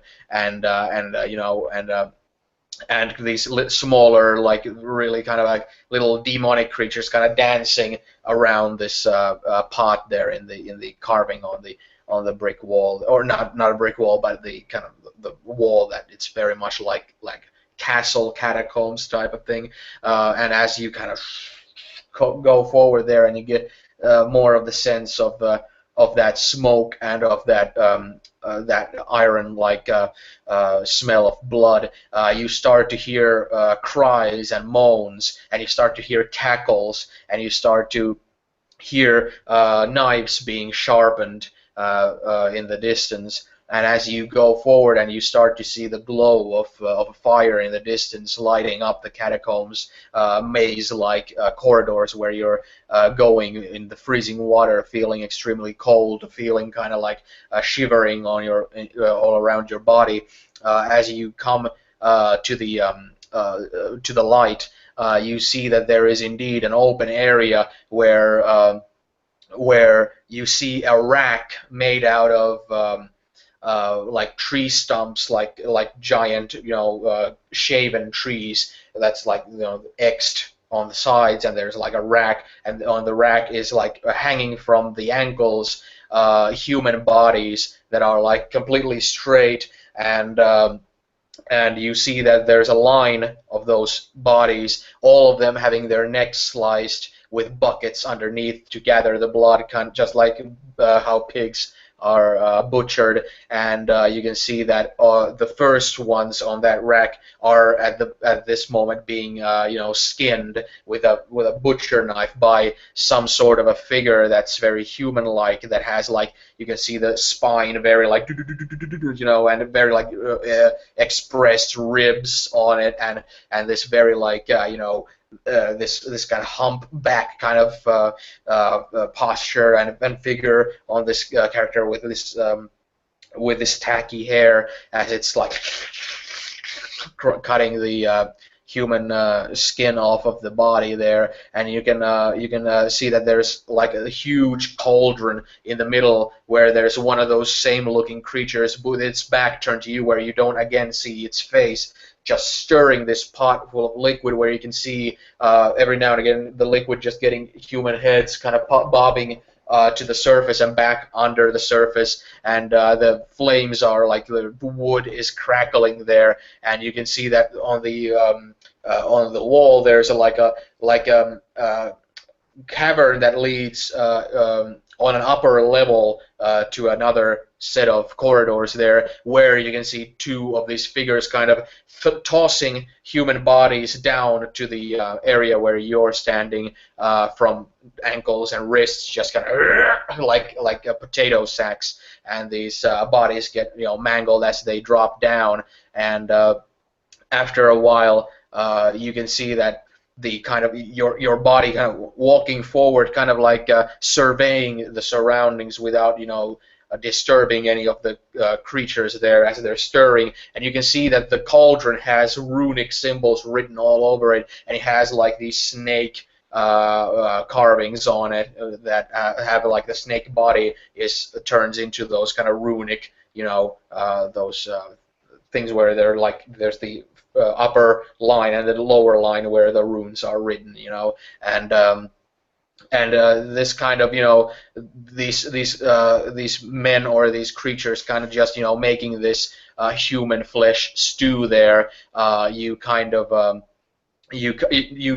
get close enough where you get the whiff of that their stew so strong that it starts to stick in you, and as you kind of you hear the creatures in the upper level kind of yell out some sort of a as they toss another body there, and the body falls on a pile that they've tossed down, and because of the unsecure kind of heap of bodies that they've thrown there, it rolls off of it right into your feet, and you see that it's the body of your beloved mother, who's right now in prison, that you're trying to make a deal for her life with Tanya Vasilievich at the moment. Her body just lifeless there, but completely recognizable. And at that point, you raise your head up, and you can see the one that's stirring the stew kind of turn its body on its face, and you can see that it has like beady red eyes glowing bright, and it has these baboon teeth, these like smooth teeth with huge like teeth at the edges there, and it just turns its head towards you and rolls up its lips and just, and that's when you wake up, and you also wake up in cold sweat with your heart pounding and feeling like you're about to enter panic. I immediately sit up and I look around to see if everything is as it should be, and I then kind of put my feet next to the bed and kind of sit there and kind of lean over and breathing heavily and just panting a bit and trying to get my wits back. And after a while, I'll grab a robe and kind of put it on, and kind of grab my stones and just head out of the room and head to the reflection pool. Okay. Well, as it turns out, I need to go again. My people need me. So feel free to describe stuff.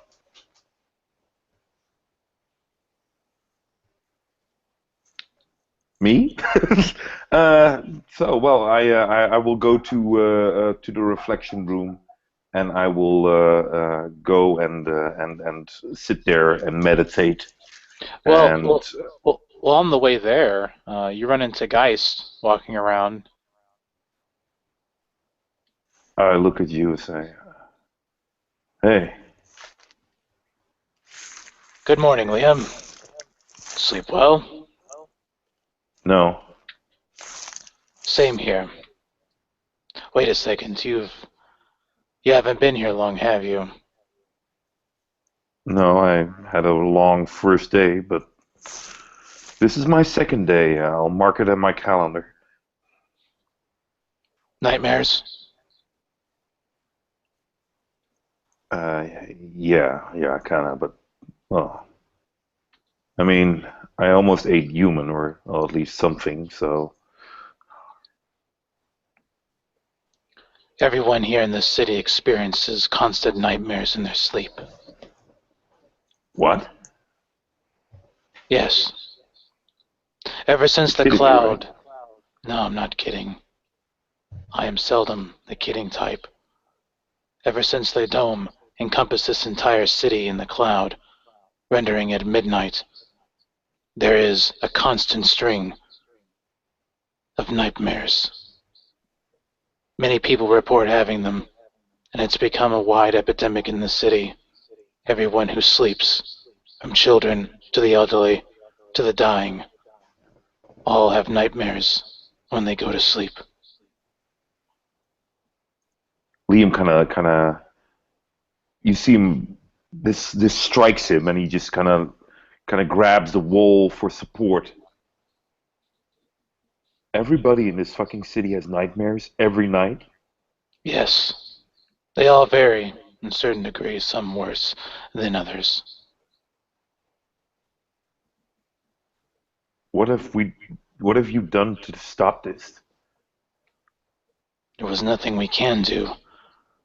We've been working on various solutions, but there's nothing that we can do that can combat nightmares. And those that would have are already gone. It's just us. We're low on staff, and our resources are even lower. All we can do now is piece together what we can, ever since the incident.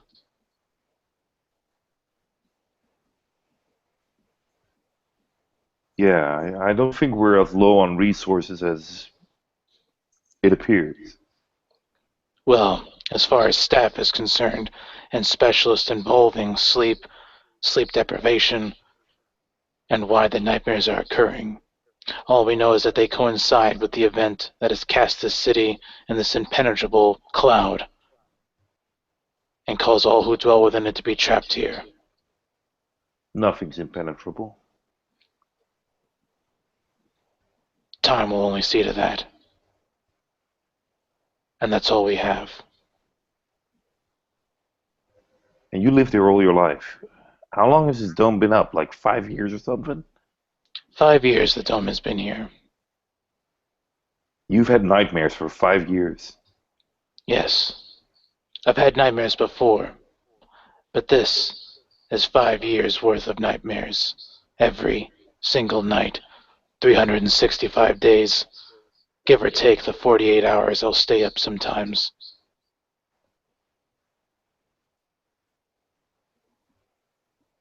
Liam steps towards Geist and kind of puts his arms around him.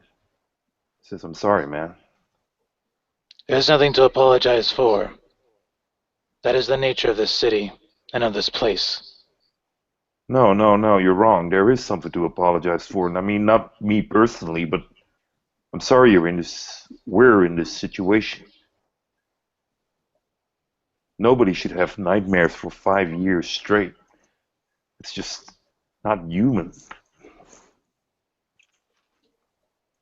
He kind of stares at you blankly, but after a while he does respond back. Yes, yes, you are right. However, that doesn't change what's happening currently.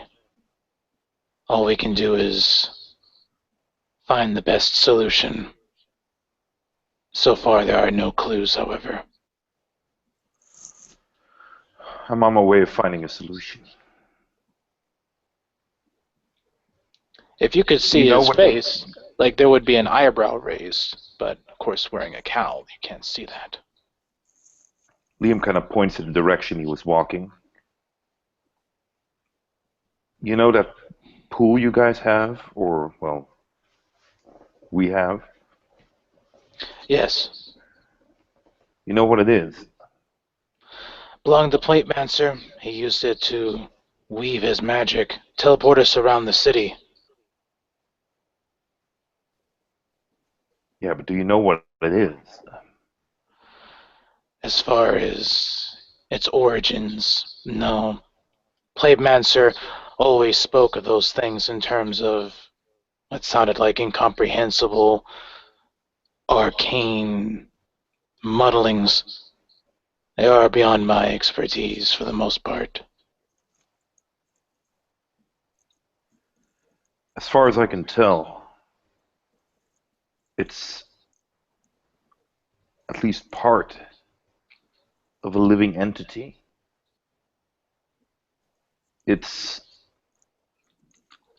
I'm pretty sure it's sentient. Really? It's not from this world. It's Well, pretty no, much its own world. I wouldn't imagine it's from ours. Platemancer hails from another world himself. You talk like he's still alive. He was. When he was alive. Oh, yeah. Okay. I think, well, I hope that that thing might be at least a guideline to fix all this. Perhaps.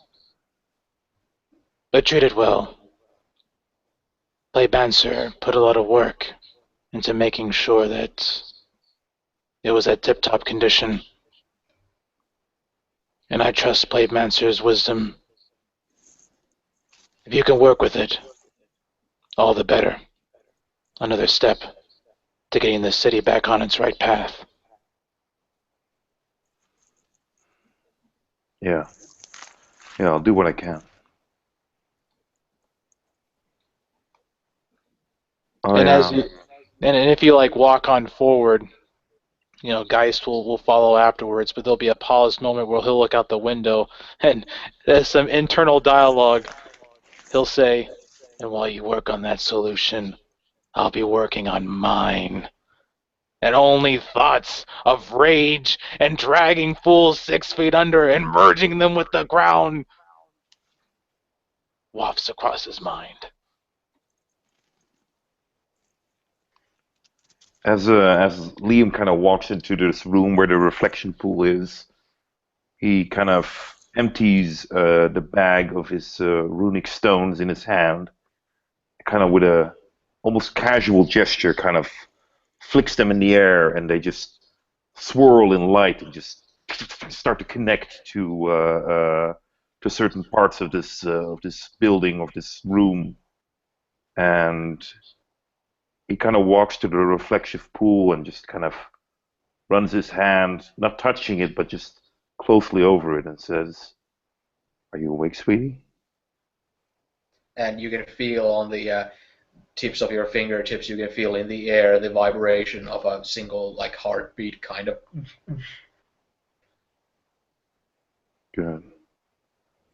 It's Let's get to know each other a little bit better. He kind of sits down and starts to move his hand above it and starts to share his experience with it and wants to get to know it even better. Okay. What kind of specifically, like what sort of things are you He gonna? wants to know what the nature of this. Well, he considers it to be a living thing, but he wants to know what the essence of this thing is, what its where its power lies, where it comes from. Liam is of a thought that there needs to be a balance, and that he he can try to kind of if you have like a magical thing that is pretty much water based and you use it to you use the magic to kind of burn something, it'll it'll burn, but it'll cost the magical energy that you're using. It'll strain it like extremely, and but if you use its water energy to douse something in water, it'll make it far more powerful and far easier to do this type of magic. So he's kind of trying to find out from, okay, where does your what kind of power do you have? How can we work together to make this place better?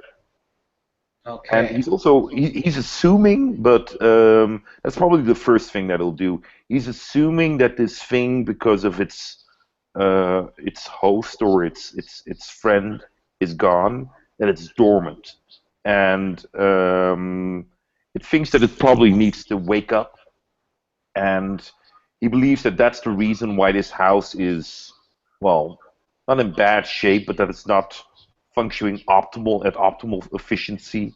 And he believes that once this pool wakes up again, any damage to the house will repair itself and that sort of stuff, and that the house will become, well, almost alive and more active. Okay. Well, as as you kind of get into the headspace of kind of getting the sort of feeling and the sort of vibe that you're getting through to this being or this entity that you believe to be sentient and everything. Um, Last time it showed you bits of its past, where it's where you saw basically that in a general sense where it was from and how it's gotten to be in a reflective pool kind of thing, but without too much details into actually what actually it is kind of thing. Um, as you're kind of getting to that kind of a mind frame where you're in tuned somewhat with it, you kind of feel this emanating kind of uh, energy coming off of it, where it kind of implies and where it again shows through images in your head and through visions of visual kind of understanding. Um, uh, you can see that you can see like cells, and you can see cells splitting and atoms, circulating and forming. You can see all these kind of like microscopic biological things of you can see DNA strains being built, just like like building blocks of life being formed, and all these different things, and they look like they're in such like microscopic level. It's like seeing something from a documentary about the first emergence of life on Earth or something like that. That kind of stuff where it moves into this gel-like liquidy thing where these atoms and molecules and different like protons and like all sorts of microscopic little like neurogravitons being flowing through this gel-like stuff where you can feel like pulsations of electricity somewhere, like the same way you would imagine, like in the wavelengths of a human brain, just like this information highway just spreading in this gel like sludge that's filled with these.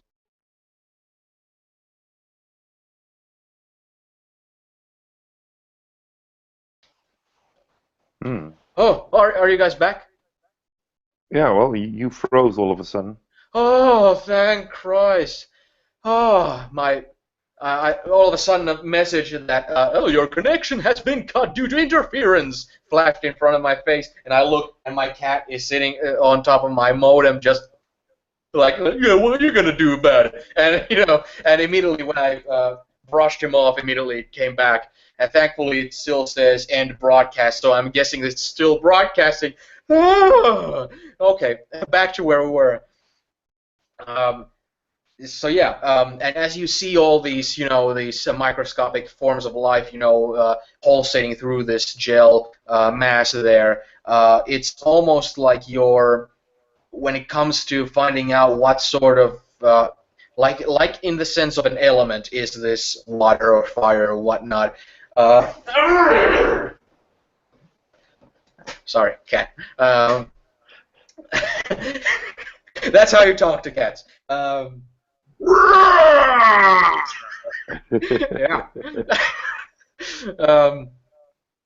Anyway, when you kind of try to find out what sort of, what its essence is and what its kind of field of what category you would put it in. Firstly, the most obvious thing is that it's alien. It's not. It's in your understanding. In your understanding of basically of all the realms and stuff. It's still. Sorry. It's still of Midgard. Let's say it's still of Midgard. It's not from another realm. It's still from Midgard, from this same place that Earth is in and humans are in. It's just far away, somewhere closer to Camelot than Earth. The KH Camelot, which is a planet where Platemancer hails from, and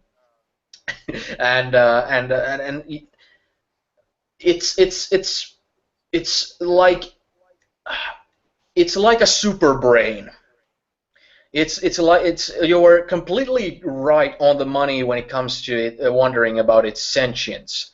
It's without a doubt a sentient being. It's without a doubt a highly intelligent being, or at least a little snippet of it. At least a little like this amount that's in the reflecting pool compared to the whole mass that covers an entire planet somewhere far away in space.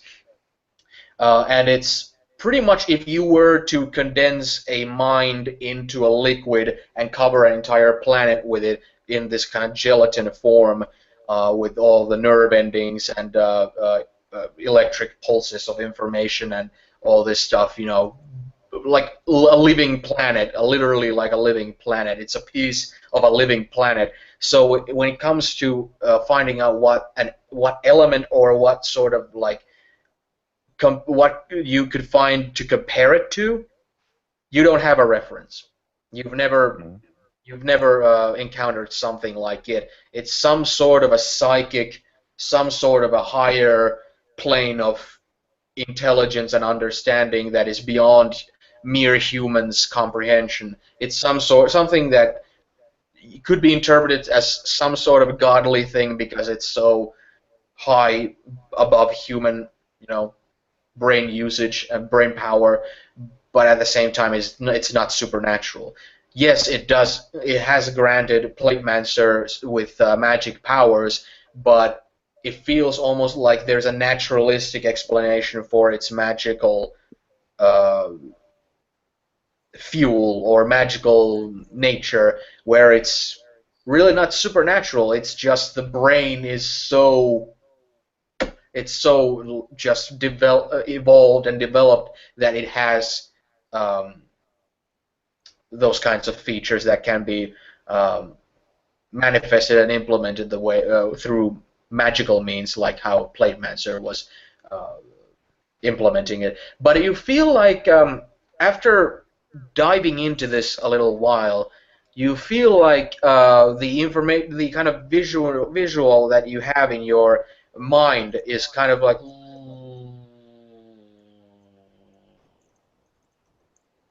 and it goes quiet, but it's like an empty space. It's not quiet as in, oh, I've lost a signal. It's more like wiping a blackboard, where it's kind of like you feel almost like it,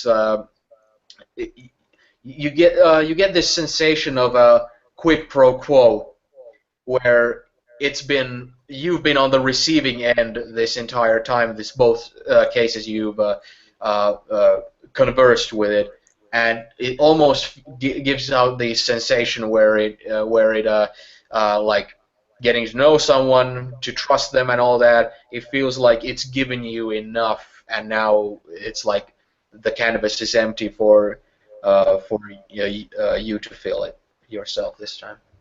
Oh, okay. Because I more or less had in my mind that the first time that I spoke to it, I already gave information about myself to it.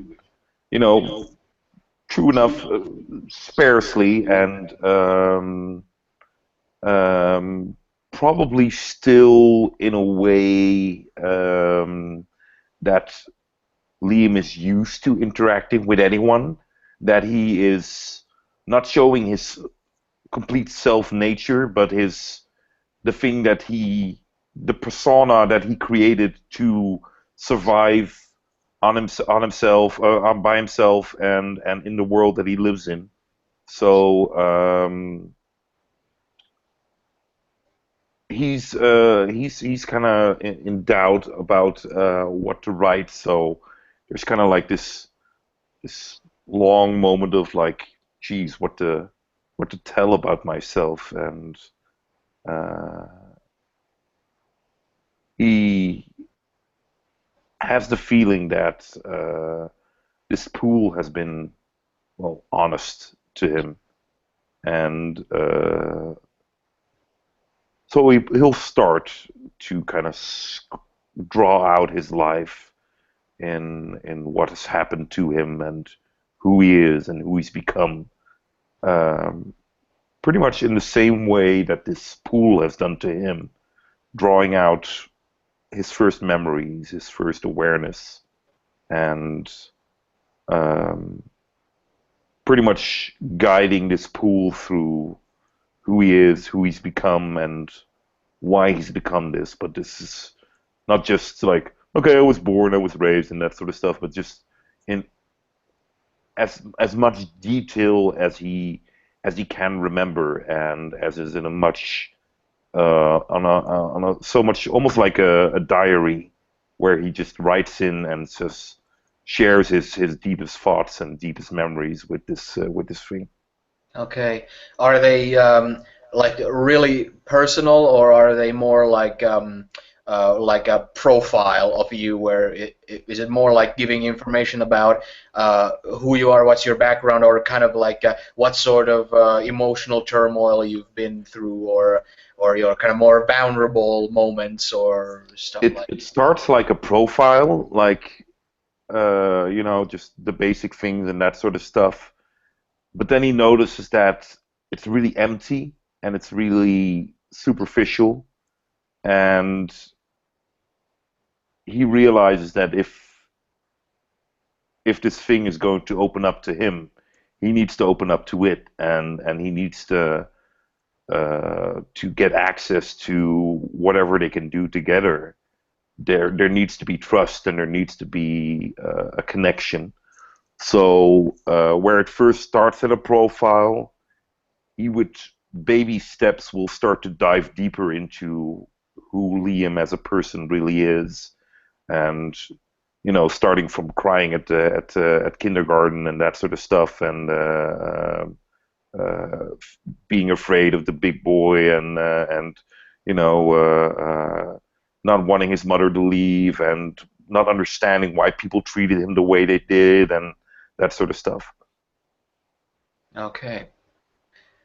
How long are you planning on spending with the reflective? Not hours. He'll probably spend about an hour with this, but probably because of the communication is so different. There's probably a lot more communication going on, but there's tons of communication that needs to be gotten through. So he'll spend about an hour, and then he won't go away just abruptly standing up and leaving, but he'll just kind of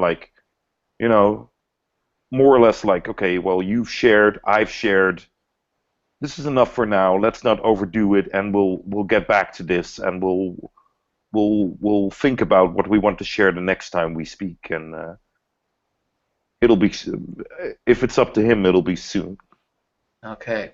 Well, as you've laid out these things, as you were laying out first the more superficial things about yourself and your life and all that, you noticed that the reflective pool was very still. It was very much like in this kind of cold, receptive kind of okay kind of thing.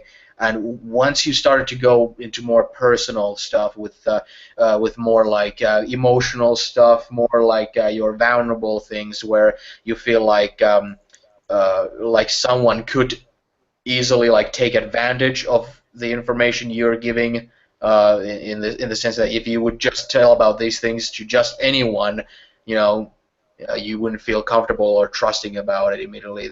That kind of information where it's kind of intimate information, kind of where you're putting yourself out there, where you're discussing or you're expressing your feelings to the times of confusion in your life, your maybe a first love, or maybe the sadness or something with regarding your mother's imprisonment and the. Oh, I'm not even sure if we've gotten that far yet. Oh, I mean, okay. it's I mean, that depends on you. If it goes that quickly, then he'll probably will. But No, I'm just assuming that he's depends on you, definitely. well. Then he probably will just have covered his early youth and the memories that he has there and that sort of stuff. Okay, That's because pretty much the thing that he knows about this pool as well. yeah, and the pool definitely doesn't feel like it's like going into your mind to read it for you. Regardless, it's very much what you give it that it takes. And when you're expressing these very human moments, these very emotional and very vulnerable things, you feel like as your hand is above the surface, you feel like the surface gets this kind of rippling. There's these little almost as if a liquid has a little bit of magnetism in it, and you would put a magnet above it, and it would really there would be these little spikings of liquid kind of coming up. You feel like as you're kind of concentrating and telling something, by the end, the very last thing you tell it that's kind of personal, you feel the ripples kind of coming and rubbing your fingers a little bit and your palm a little bit, the surface of it. Awesome. Kind of like this, just very minor physicality there, but still very much this expression of gratitude for you, putting yourself out there and trusting it. Well, that makes Liam very happy because he didn't want to be the first to touch it and be the one I decide when I touch you. He wanted it to be the first one to make contact, so that makes him happy. Mm. All right.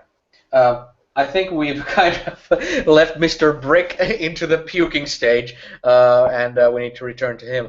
Yeah, Mr. Brick, while you also were waking up from your dream and had that reaction you had, meanwhile, the things that were described have happened. Liam having, of course, been doing this in the next room to the hangar. So basically, if you were to go to the mansion from the hangar, you would have to go through the actual reflecting pool forge room there. So that's kind of like.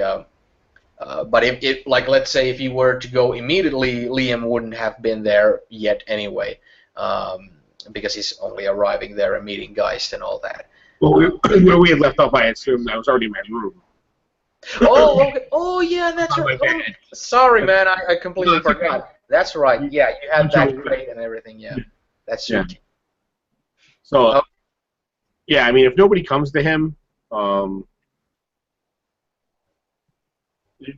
we kind of zoom in, and he's sitting on the massive bed that was provided for him as he's leaning on his hands and knees.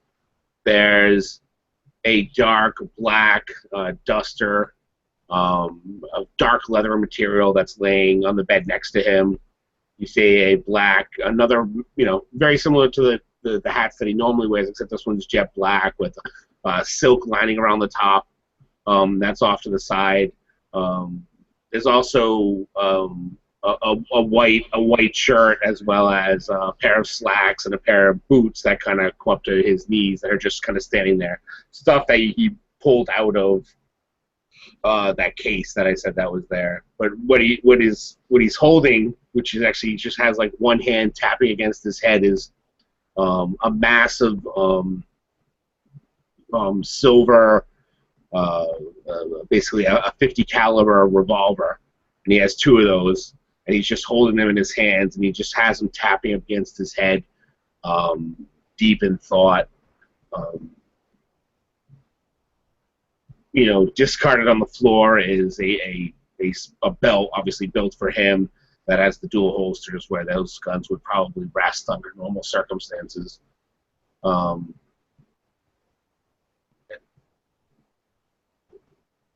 As after a couple seconds of maybe 30, 40 seconds, just that kind of constant click as he's banging against his head, he kind of puts one of the guns on the ground and pulls out the other one, and pulls out the chamber, and then just kind of spins it a couple times, and then reaches down and pulls one of the bullets out of the belt. And he puts the round in, he kind of adjusts it, and he kind of clicks it into position, and then he kind of like looks at the gun, holding it towards his face, and then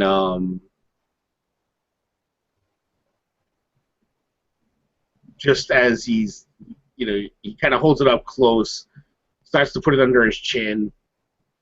You can see his finger kind of trembling as he puts it near the edge, getting ready to pull the trigger. There's kind of like a tapping at the window. And he kind of turns, and he sees a small bird just kind of fluttering around the window. I will have to say that that's not possible. Sorry. No bird? No, nothing can. Well, I'll just say that nothing crosses the fence. Oh, for our mansion? Oh, that's pretty awesome then. Oh, that makes it even better then. Sorry for the. No, the wind still affects though, right? Like, I mean, the wind affects like that. Yeah, basically, he just hears a noise. Okay. I like the image of a bird, but it doesn't really matter. Just that turns his head, and he kind of looks out, and then looks back towards the door, and he kind of hears voices through the door. The sounds probably of Liam and Geist discussion. He kind of reaches up and wipes away the black tears that are on his eyes, and then just kind of like quickly starts stuffing all his stuff into that big box again, including the guns. He quickly unloads the revolver, dropping the bullet out, just dropping it in there, just quickly stuffing stuff in there, including his boots, and kind of goes in the bathroom, splashes water on his face, and just ruffles his hair, gets everything all set, and by then obviously the voices have moved on past the room where he would be at. So he goes out and kind of just slowly begins just looking around, taking his time, but working his way down into the lower areas so he finds no one to talk to. Specifically looking for for Geist, Okay. but not Well, knowing where he is. yeah. Well, Geist, I think you stayed somewhere rather easy to find or something, because you guys, I think you met in the hallway or something. Well, Yeah, yeah. I found Liam in the hallway. Liam went ahead to go to the reflection pool, and then Geist would probably go out and find Mr. Brick, and then we'll play it up from there. Geist goes up and um, uh, runs into Mr. Brick. Greetings, Mr. Brick. Sleep well. Mr. Brick gives that kind of a half smile, half smirk, as well as anyone does these days here. Can I can I ask you a question? Go ahead. You said that some of the heroes became bad, became villains, were evil, and they were kicked out. Were there ever villains who became heroes? Yes. One comes to mind prominently. They called him the Human Dynamo. Kind of like I shake my head. I don't know of him. I'm not surprised. A lot of heroes of that era came and go. Human Dynamo, an exceptional young man with a tragic past. He had the ability to manipulate electricity, but it kept him up all the time, giving him an extreme form of insomnia and psychosis. He was tricked early on to believe that he was on a righteous duty. Didn't help that he watched a lot of cartoons growing up to further warp his mindset. In his worldview, everyone else was the bad guy, and he was the only good one. Needless to say, he was manipulated by other forces to fight. Eventually, he came around to seeing what was good. He saw the truth, and eventually turned around.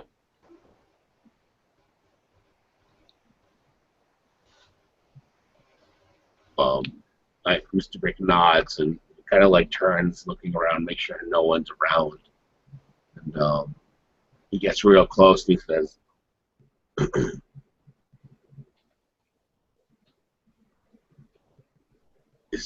"Is it possible? Is is it wrong to want things to end?"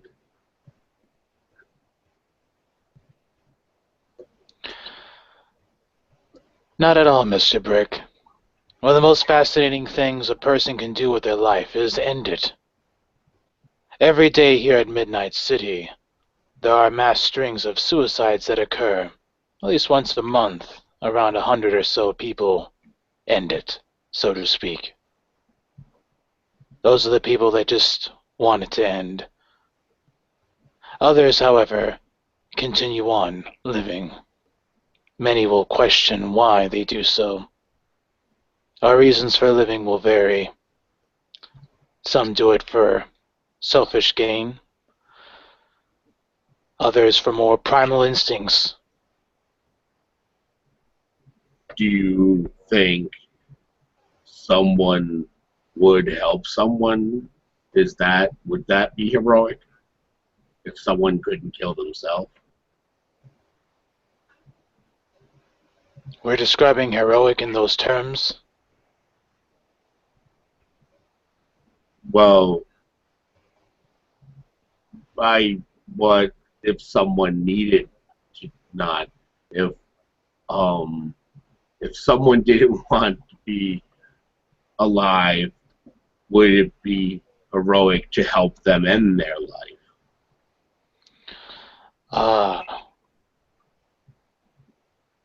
Heroism is a funny word to use in that situation, Mr. Brick.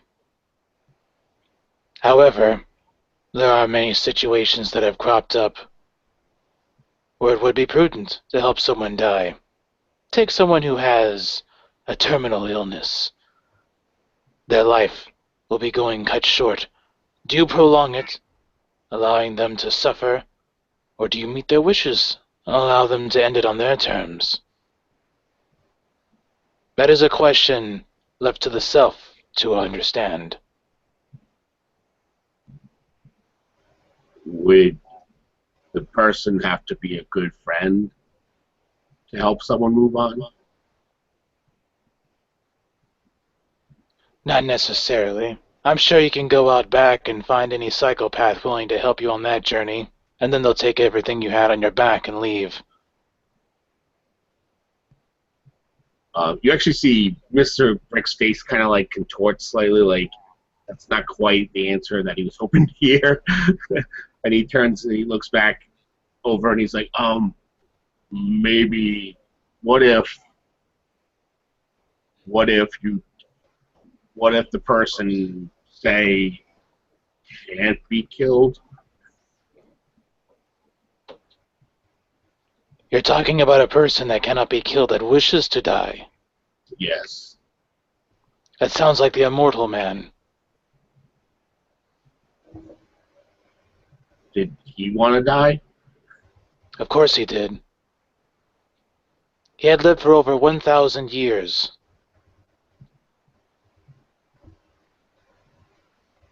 Still lives to this day, if I'm not mistaken. Should his title still hold up.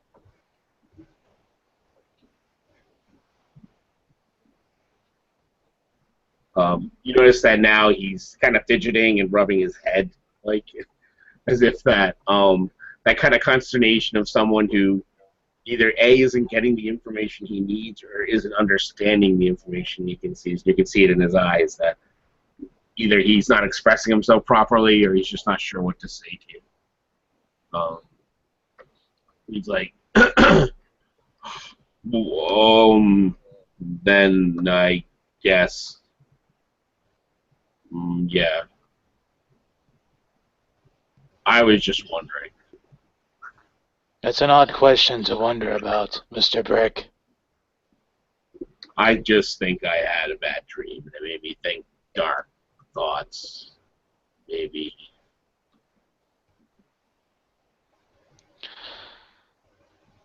Well, I'm not going to stop anybody from not trying to kill themselves.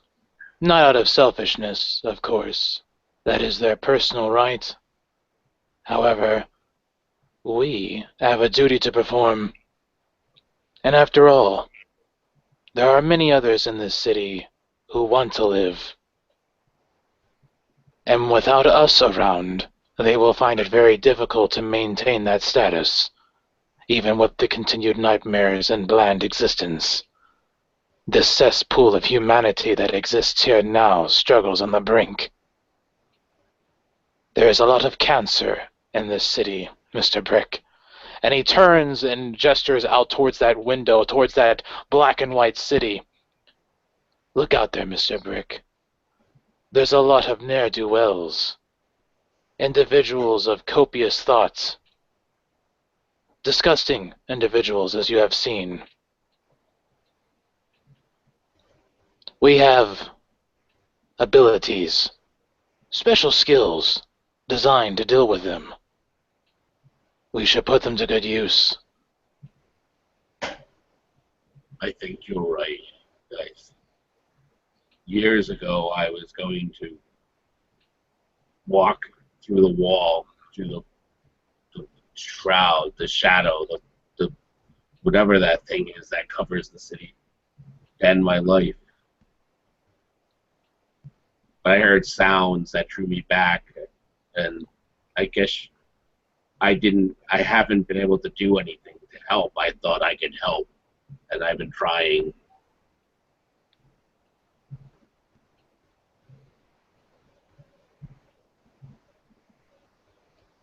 I've been trying to change everyone, and nobody wants to change.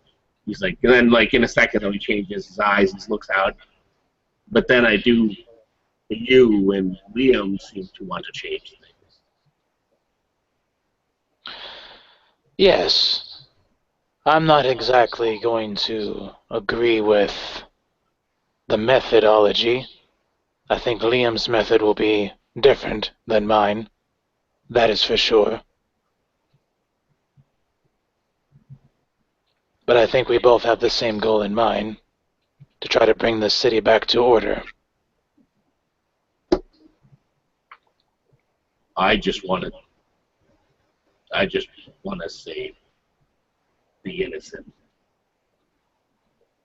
Well, if that is what you desire, it is hard to do that if you are dead.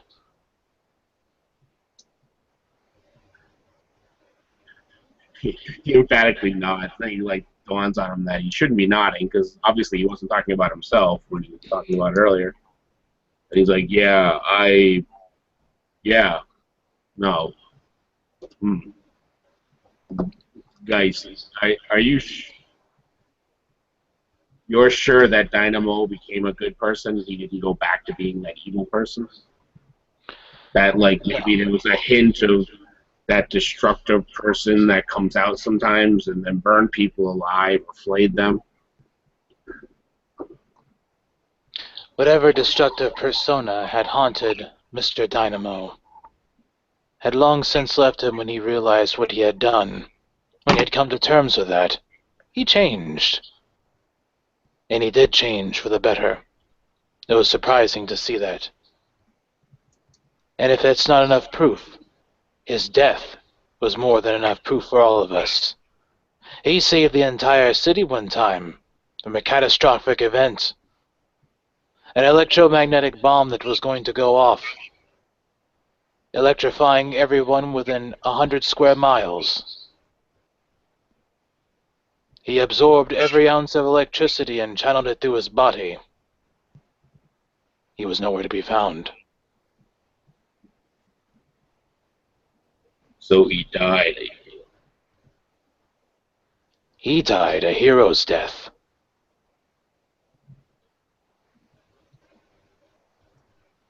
You see, for a split second, there's like a light clicks in the back of his eyes. He's like, a hero's death. Yes. Thank you, Geist. I know what I have to do now. Do not go seeking death so easily, my friend. Whoa. It's not death I seek, but the saving of the innocent. Good. You should always... He'll like walk beside you, right? As we're walking beside you, he'll look to you. Good. You should always assume to be death itself. Put your opponents 6 feet under, and let them know the chill of the grave. He kind of looks you over. He's like, I'd never try to frighten people, but that makes sense when dealing with certain people. They deserve every ounce of fear invoked inside of them. And if it means that they'll stay off the streets, so be it. I will be their inner nightmare if it need be. He like stops and actually reaches out to stop you. I don't know if he passes through you or not, but he does reach out towards you. He's like, Geist, do you think... I know you read my file, and you know who the noose was. Do you forgive me for what I did? I am not a judge in this matter, nor am I fit to judge you on any of it. But you're our leader, and you're a hero. You can say whether I can become a hero. No, I cannot. Only you can say that. You'll determine that for yourself. Your actions will prove you to be a hero or not. And I am far from a hero anymore. I am simply a ghost. And there are those that I need to take to the grave with me.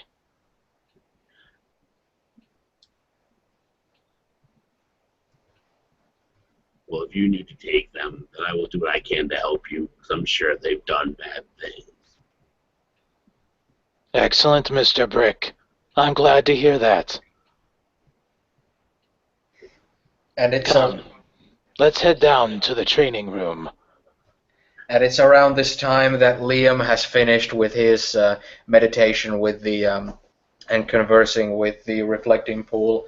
And if there's a chance of you guys running into one another or anything like that, it's totally possible at this time.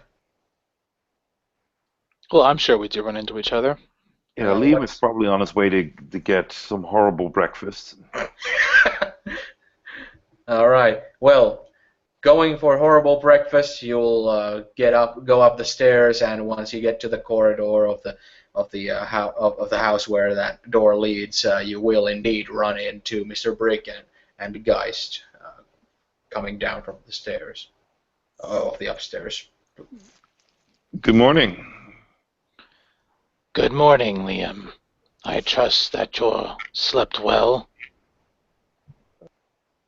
Didn't we already have this conversation? Oh. No. I didn't sleep well, Liam. No, neither did I. Remember, guys, it was my first night. Wait. We met each other in the hallway, didn't we? Kind of starts to look around. My apologies, Liam. Sometimes my lack of sleep affects memory. You remember meeting me in the hallway, right? Yes. Oh, thank God. Jeez. Okay, so yeah, well, I had a horrible night eating people being put into pots and steered away, and it's just horrible. But Brick, you've lived here all your life as well, right? Yeah. Since I was a little one.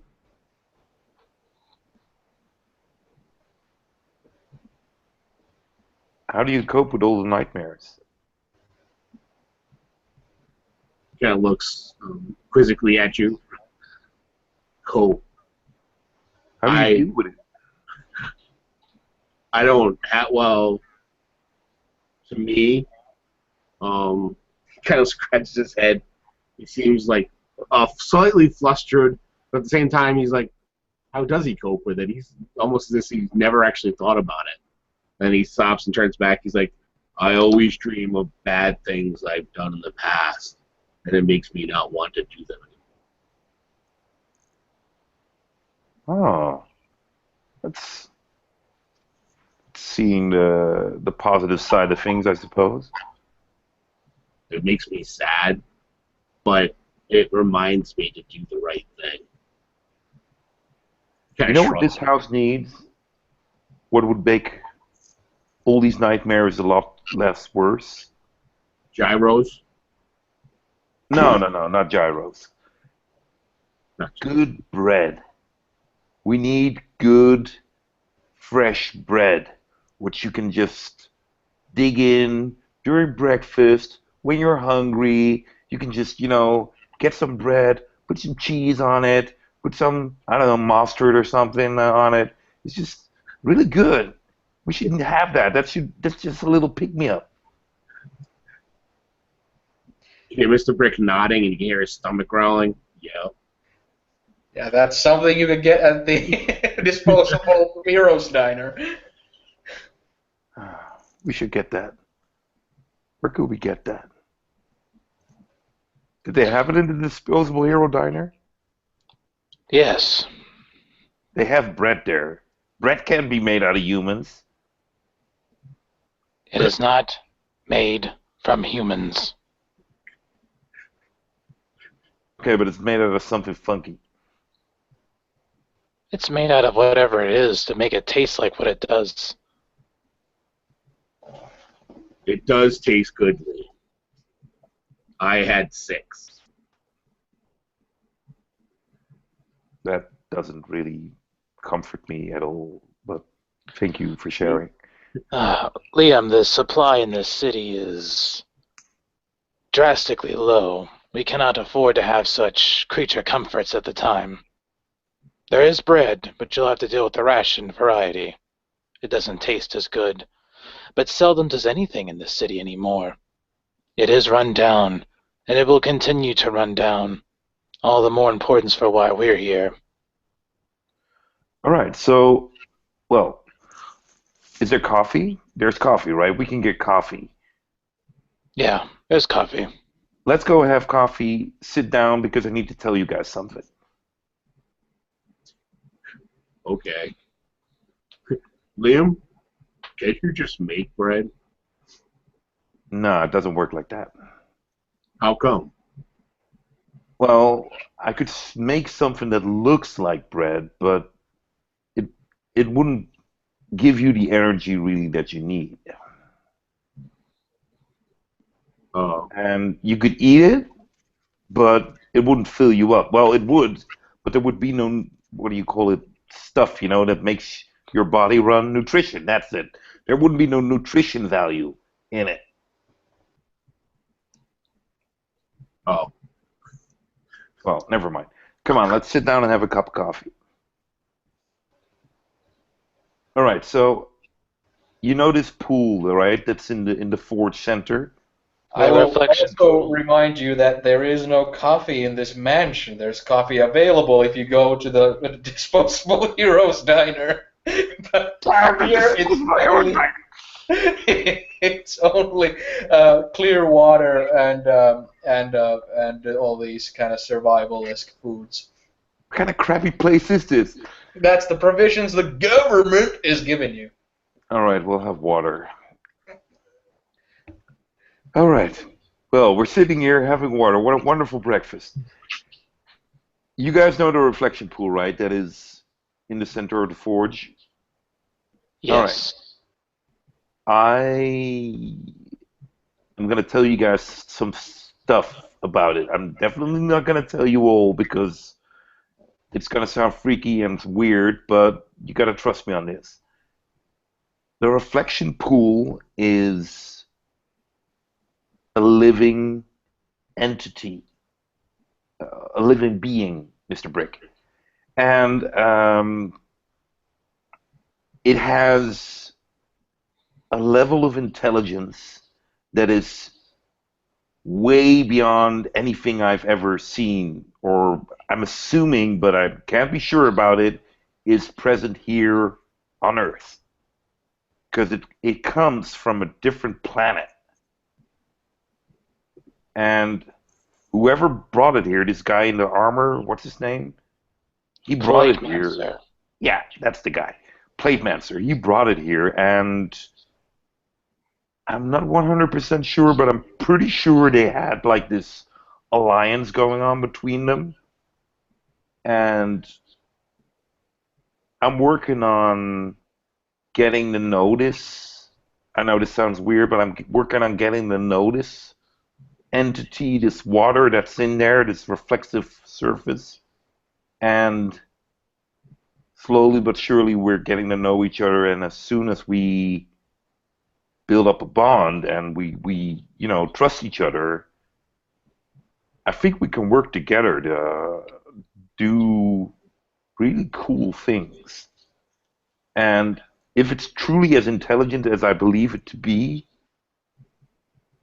it might even put its thinking humongous muscle towards finding out what the hell is holding this place, whatever it's causing these nightmares and these darkness on this place here, and what it is, and if there's a way for us to, break it down. What's its name?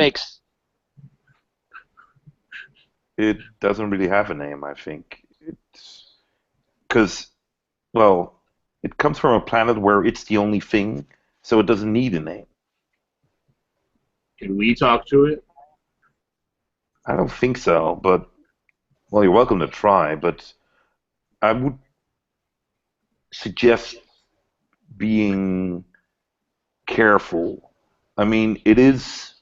Can you imagine, like, you're not able to move around, or at least I'm assuming it's not able to move around, and something other than yourself picked you up, took you away from a part of yourself, and put you in a pool where now you're alone and you're stuck there. You can't get out.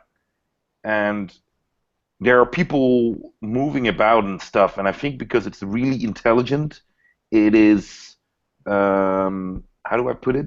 It perceives things differently than we do, and I think it's also very sensitive. So if you just go in there and say, start talking to it, and maybe even put your hand in it, it'd be very offensive and very, well, you wouldn't be respecting it, and it's already in a not so great situation. So I think we should do our best to make it feel as respected and as uh, well as respected as possible. Shouldn't we free it if it's trapped here?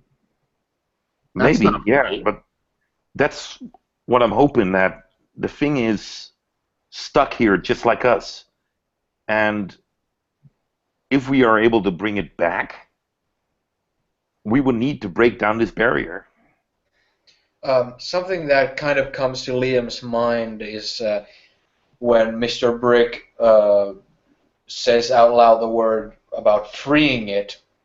Immediately, one of the little visuals about your conversing with the reflecting pool comes to your mind, which is last time when you saw the barren rock of a planet floating in space and the asteroids that were carrying basically this entity that this is a part of crashed into this sorry, cat again, crashed into this rock of a planet and engulfed it, where it spread all around the planet and basically took control of it, kind of like some sort of a overgrown plant taking control of the entire garden and killing all the other plants, kind of thing, where it does kind of make give an image of this kind of it could be a very chaotic force to just unleash. It might be that it's in bondage in the reflective pool for, even if you might think it's cruel for a good reason. Yeah. Yeah, I'll mention that. I'll say, like, well, if we free it, we need to free it and immediately have it away from this world. Because if it, I think, gets out of the reflection pool and is free to roam, it'll probably consume Earth. Yeah. I don't think Plate Mancer would have agreed to that sort of ordeal, and I don't think he would trap such a being in there. He always spoke of it as if it's some sort of doorway. Oh, yeah, well, it's a lot more than a doorway. I always figured. I Geist don't also know. remembers. Geist also remembers that the last day before the whole cataclysm of the dome appearing, uh, it was one of those few times when you saw Plate Mancer completely just unaware of what was going on, completely confused about what he was witnessing and seeing, and being almost ineffectual and impotent in the face of uh, the need for drastic action and quick action and decision making, which was rather uncharacteristic for him. So there might be stuff with Plate Mancer where there might be a different surface to him than what was when it comes to magic. Something like he wouldn't do this is something that when you mention it, it kind of makes your gear work kind of feel a little bit like, well, it's not like he was on top of every situation always when shit hit the fan. when it comes to magic stuff, So never I know. will, I will say that Played Man, sir, was never always. Mm, he was never always completely accurate with his decision making when it came to matters of magic. There were times when he would fault, especially 5 years ago. He seemed to be in a fluster, confused. He didn't know what was going on. His senses even seemed disrupted. He couldn't figure out the source, as if it was blocking his magic. Hmm. Whatever it was, it had to deal with some sort of ghost. Well, I don't know what type of relationship him and this pool had, but I don't know what kind of relationship I'm gonna have with it. But we're just getting to know each other, and I think we have some really powerful untapped potential in this pool. But like any great power, we need to be careful what to do with it. Yes, I agree. You need to be very careful. Guys, Something, I was guys. thinking, Oh, sorry, Brick, you were thinking. Tell us. do you think if we helped Captain Phantom out of his prison, that he would know what to do with it? If he could help?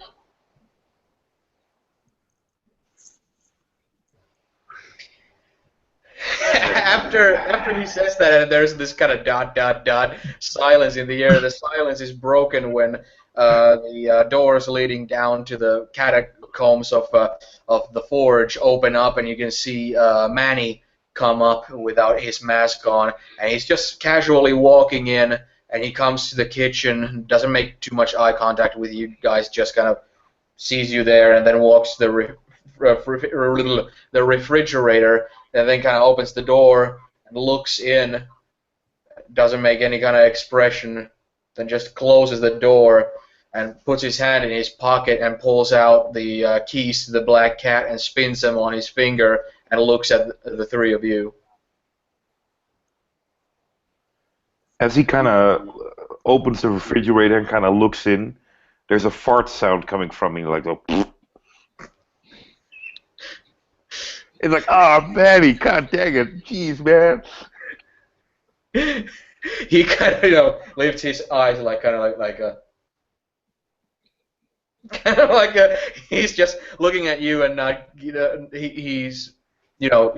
doesn't show emotion on his face, other than perhaps like this eye rolling without actually rolling the eyes. But yeah, as he comes off of the refrigerator, he's kind of spinning the keys, and he's kind of looking at you guys, and then kind of pointing his head to the door that leads to the forge and onwards to the hangar. Doesn't Manny talk at all? I think he wants us to go with him. Perhaps Vaslovich has another job for us. Not surprising, it is the next day. There isn't much to be done in the city. If you guys would have a menu to pop open, pressing the select button or something like that, and it would show you the ongoing missions that have not been, tapped into, they're still going to meet the throwaways, so that you could get permission to scour their territory's ruins for further information on the equipment that the barbarians were keeping in their warehouse. Yeah, Don't so forget about saving Captain Phantom. Yeah. I think Captain Phantom needs to save himself, Mr. Brick. I think he's more locked up in, what did you say he was, in some kind of dimension? He said he was trapped in another dimension. Yeah. I think he's meant the dimension more is in an emotional state then really a different plane. I kind of look at Geist to kind of wink at him and kind of get up and say like, "All right, let's go." But that means he's alive and he needs our help, right? Guys, I'll follow along with them. I think he is alive, and I think he's desperately wants to get back into the game.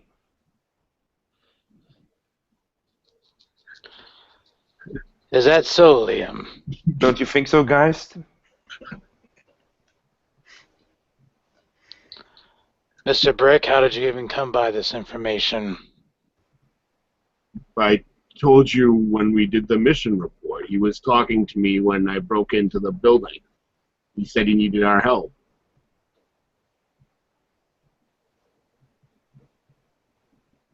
You didn't consume any vast quantities of pills beforehand? He smiles. No, guys, you know I don't take that stuff, and it wouldn't affect me anyways. Fascinating.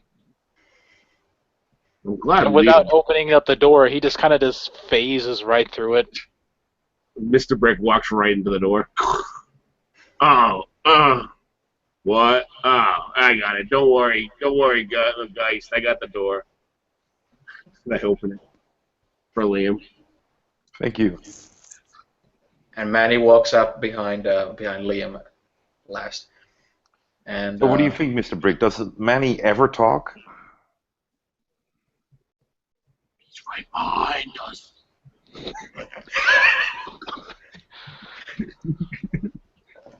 I'm sure Manny talks when he wants to. Right, Mr. Manny? Yeah. No Yeah. shred of emotion being shown. I think so too, yeah. He hasn't had anything important to say, I suppose.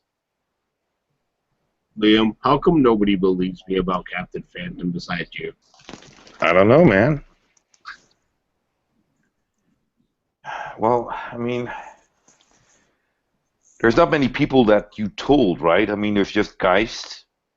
I told Geist and Miss Velasquez, I can't say it. And Manny knows, because he was at the meeting. And you know. I think Manny believes you as well. Oh, you do believe me, Manny? He just looks dumbfounded, only expressed through his eyes. We should get Manny a piece of paper and a pen so he can write down responses for us. Yeah, I think he won't. I'll see about getting him some. And making your mask still. Sweet. Okay. You've all arrived to the Black Cat, and it goes to leave. And as you leave the hangar, and after you leave basically the perimeter of the gate there, Liam can see from the window that the owl has been sitting there on the fence, and immediately when you fly off, it flaps off of it into the night.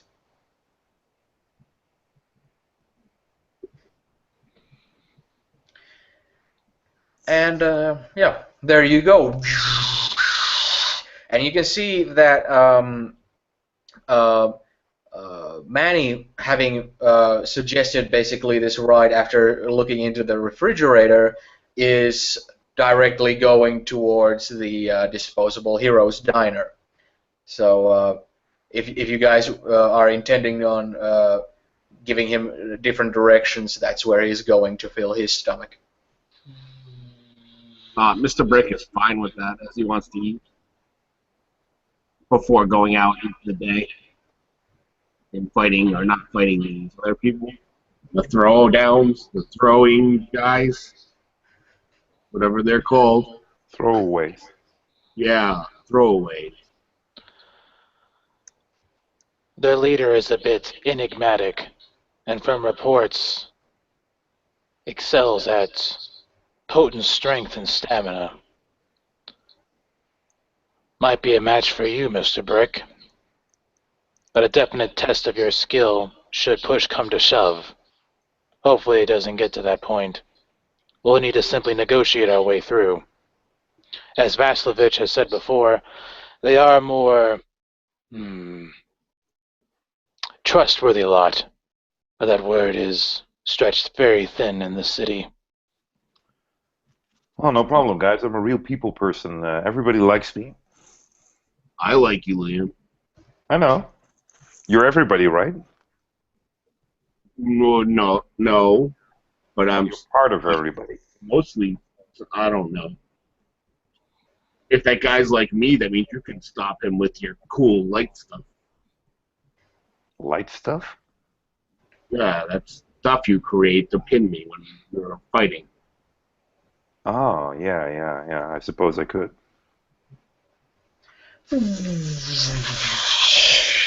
As you guys land with the black cat back into the diner's proximity there, and you see like a stray cat just scurrying off as you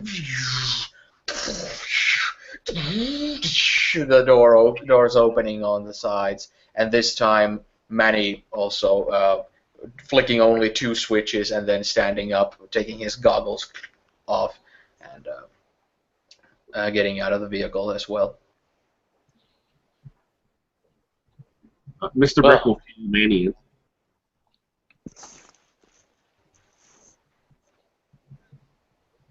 Mr. Brick, what? Oh, I'm sorry. I said Mr. Brick will follow Manny in. Okay. As Manny enters the building. Okay. Just figuring that out and just follow behind. All right. As Mr. Brick leaves, it's just me and Liam in there, and Geist will look at Liam and kind of stand at the doorway a little bit, and as he turns to him, he'll say, "Liam, did you have anything to do with Mr. Brick's thinking that he was talking to Captain Phantom?" Well, I think Mr. Briggs talks to me, Captain Phantom every day. Did you have anything to do with that? If you guys want, you can make a competitive roll over lying and empathy, being able to spot if somebody's lying.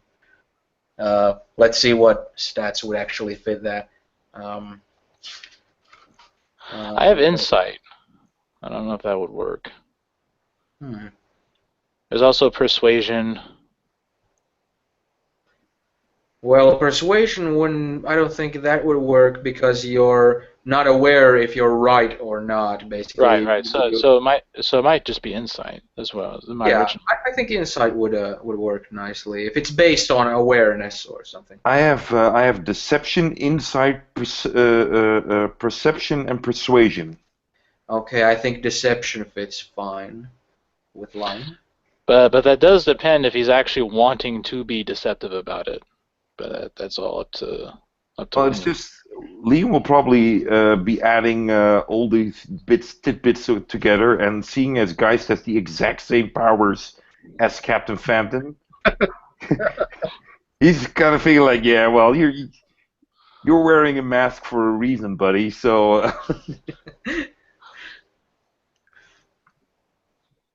So basically, you're not lying. You're just kind of being having bravado about it. Like you're not gonna take his lip about it, No, well, if Geist is asking me if I have something to do with Mr. Brick speaking to Captain Phantom, Liam will interpret this in a broad sense, and the fact that they talk to each other frequently. So he's like, well, I don't control the fact that you guys talk to each other. I don't think there's need for die rolls. Just use your imagination here. Yeah. So continue off where you left off.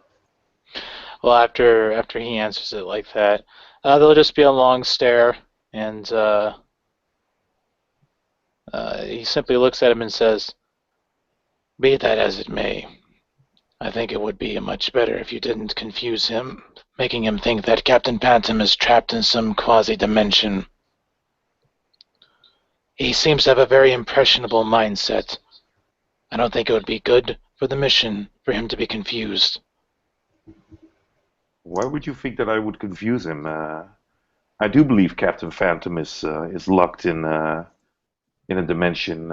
He might even be right.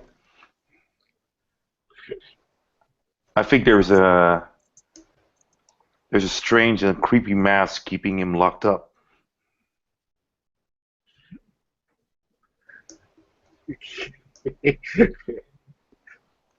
I see.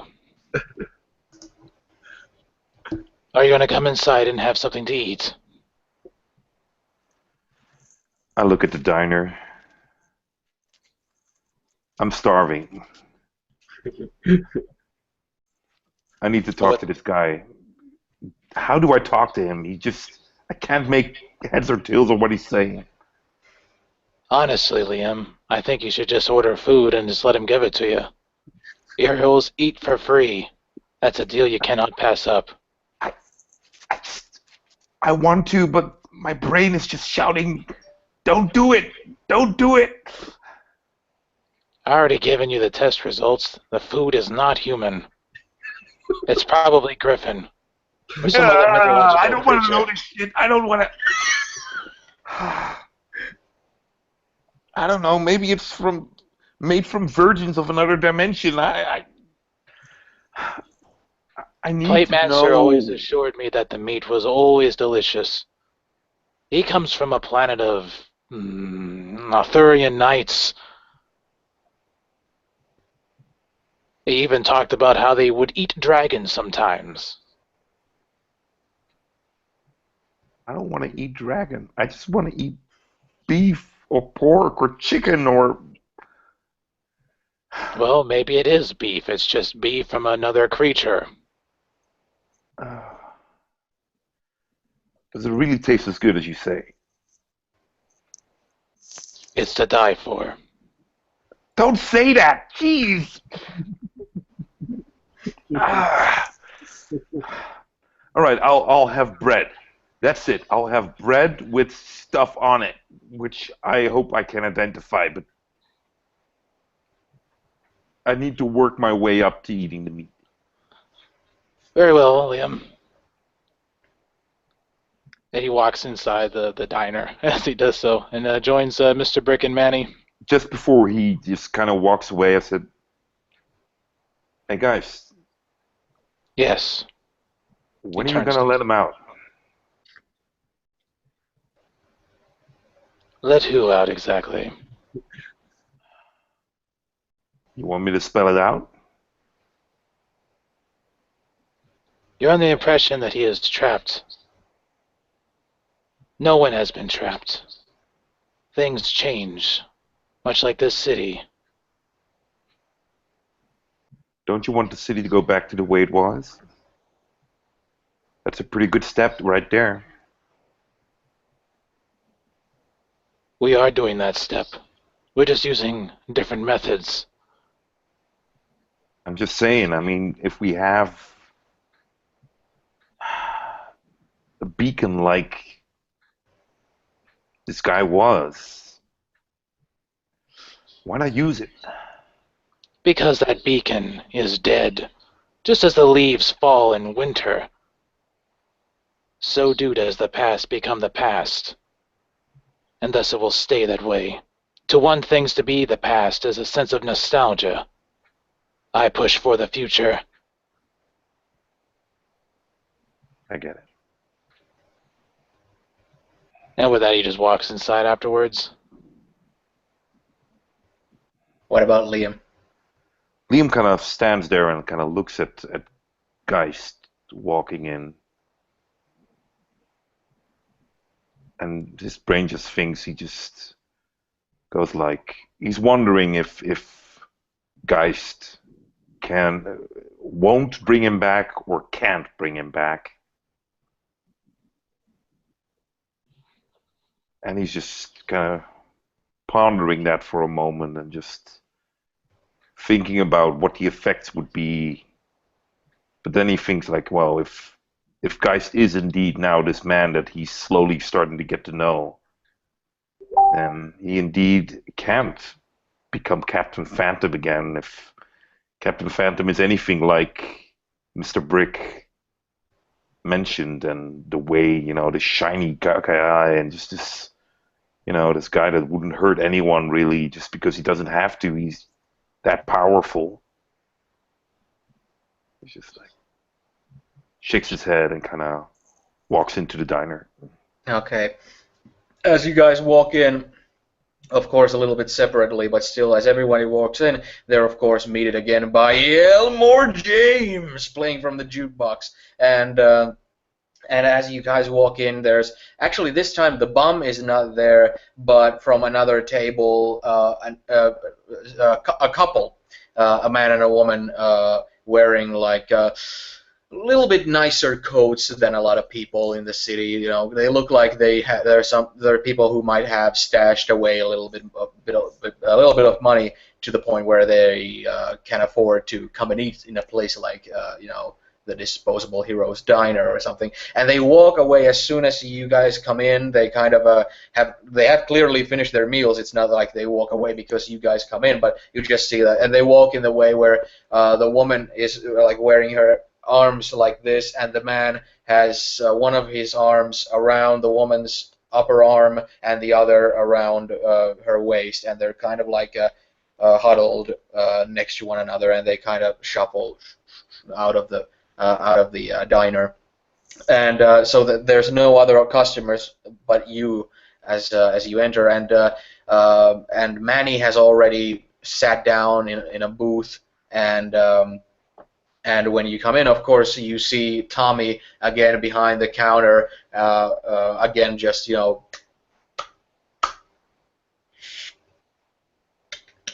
just lighting another cigarette there, as he's most likely finished the last one only a half a second ago, and he's again just looking at the people arriving into his little diner there. I'll have the Gyro Supreme again. For breakfast? Jeez. It is the breakfast of heroes. And you see that he shuffles again to the table with the coffee pan that he takes from the heater there, from the coffee maker, and he takes again the tray that has 4 coffee mugs there, and the packet of the big case of cigarette packets, and he comes to the booth again and puts it on the table and pours coffee for everyone. And after pouring them, he slowly again takes the notepad from his breast pocket, and again just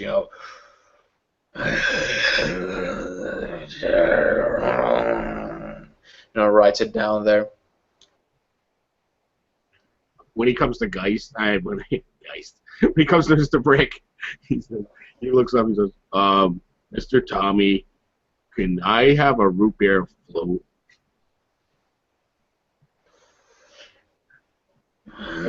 He is like waiting, and he's like, his eyes are wide, hopeful that he says yes.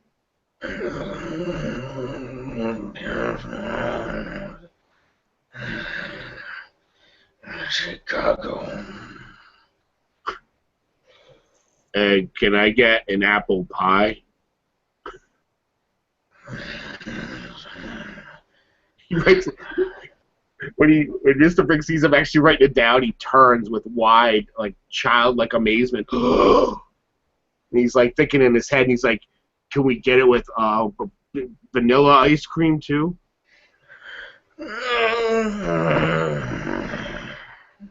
He writes it down. With that, Mr. Brick gives me a huge smile and says, "Thank you." You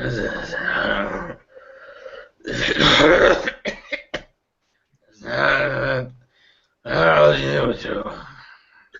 You guys want to Denver Broncos.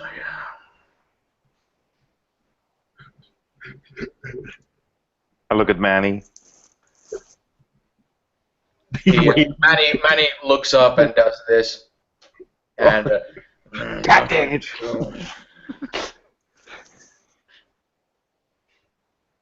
I stand Manny's up. not a Brit, so he's not like giving him the finger.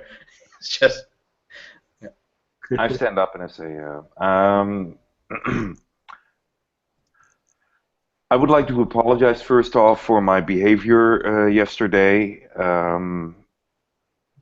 If I gave any offense to you, it was not meant.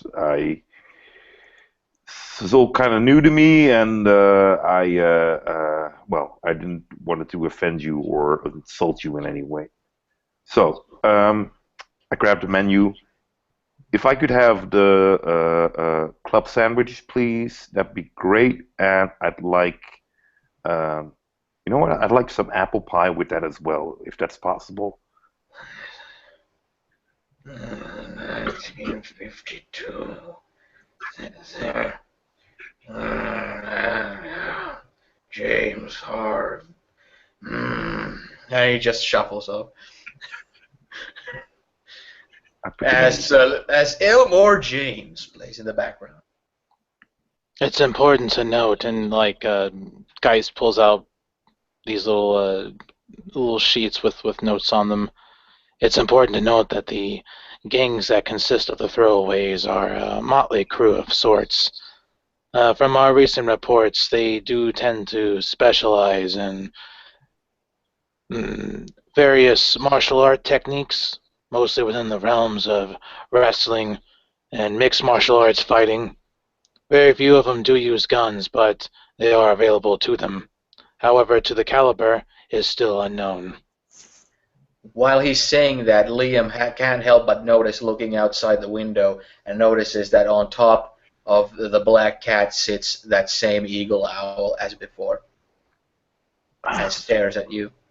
Excuse me, I kind of clumsily get out of the booth and say, excuse me, sorry guys, sorry. He just phases. Thanks. And I kind of pat Mr. Brick on the shoulder as he's sitting at the head of the table on the ground, like, all right, I'll be right back. I walk outside. The bathrooms are. Okay, when you get outside, do you directly go to the bird? No, I will stay relatively close to the diner, and I will look at it and kind of grab its attention. Yeah, it's all the time when you've moved, its eyes have been following you. It's like it has that really like overly expressed, kind of foreboding kind of look to it with the eyebrows. I'm here. It's just sitting there looking down at you, not reacting in any other way. It's just surveying. I kind of walk to the window and kind of tap on it, and I kind of point at the owl. Yeah, for your friends, right? Yeah. Oh, okay. Yeah, you guys notice, of course, you've noticed Liam walking outside and paying attention to this eagle owl that's sitting on top of the black cat, and he now tapped the window next to you guys and pointed at it. Geist will face his head through the window, and as he does so, he will look towards him. Yes, Liam. That thing is following us.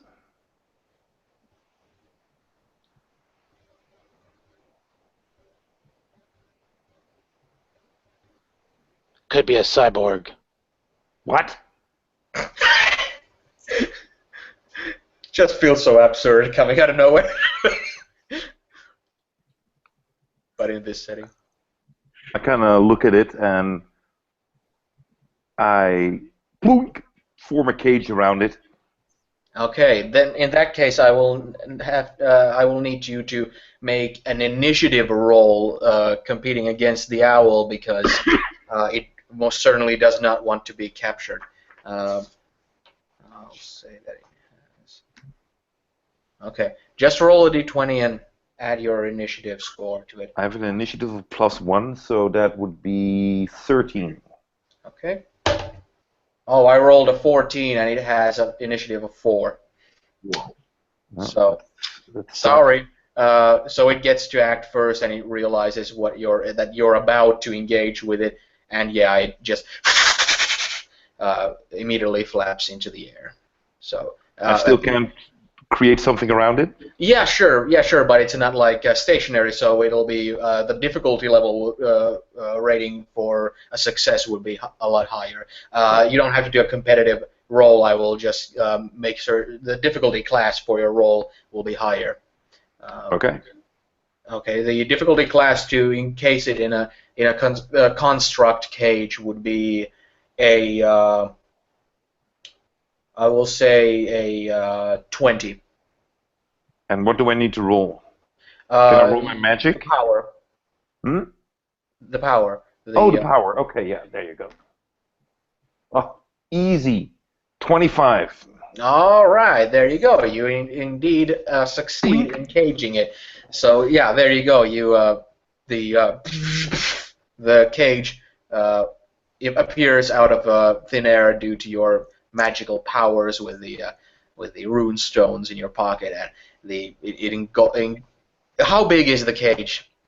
Um, Not really very big, but not extremely small. Like I don't want it to break its wings or that sort of thing. Just because it's flying at this time, so it's big enough to contain it, but not too small that its wings kind of stick out or something. Yeah, so it can spread its wings and move around, but it can't like take flight inside it. Exactly. Okay, nice. So yeah, you got it captured, and it immediately lets out this kind of startled squeal, but after that, it kind of realizes the predicament it's in and just kind of relaxes, or at least stays still. I kind of bring the cage towards me. Okay. I look at Geist and say, "Can you check if it's a cyborg?" Well, the only way I know how to do that is if you just pry it open. Holy shit! What if it's not a cyborg? Jesus! With that, he kind of just floats on out and floats towards it, and then as he gets next to you, well, Did you see me, by the way? Just bam, forming a cage around it. Pretty badass, huh? that is a very handy power to have. Thank you. All right. He kind of just leans in close towards the owl.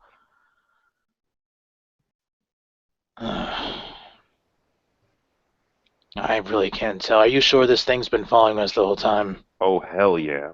It was when we first went back last night, it kind of clanged to the door, and then I saw it again when we started landing at the mansion.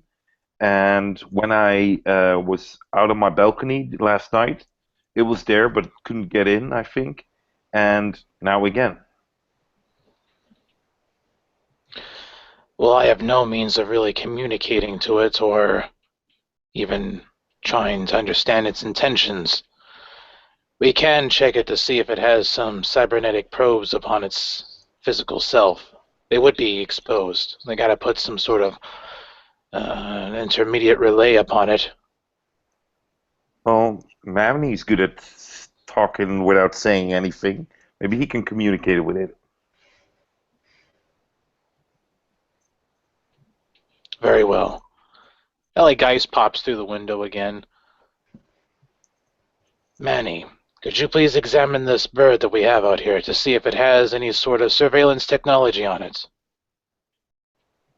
He grabs one of the packets of cigarettes off the counter, and he takes one of the cigarettes out of it and lights it up, and after he kind of sucks on it, and the light glows on it, and he takes it off his lips, and he pulls his head back to blow the smoke out, and it comes from his mouth and from underneath his collar, and he then stands up from the desk or from the booth, and starts to walk outside.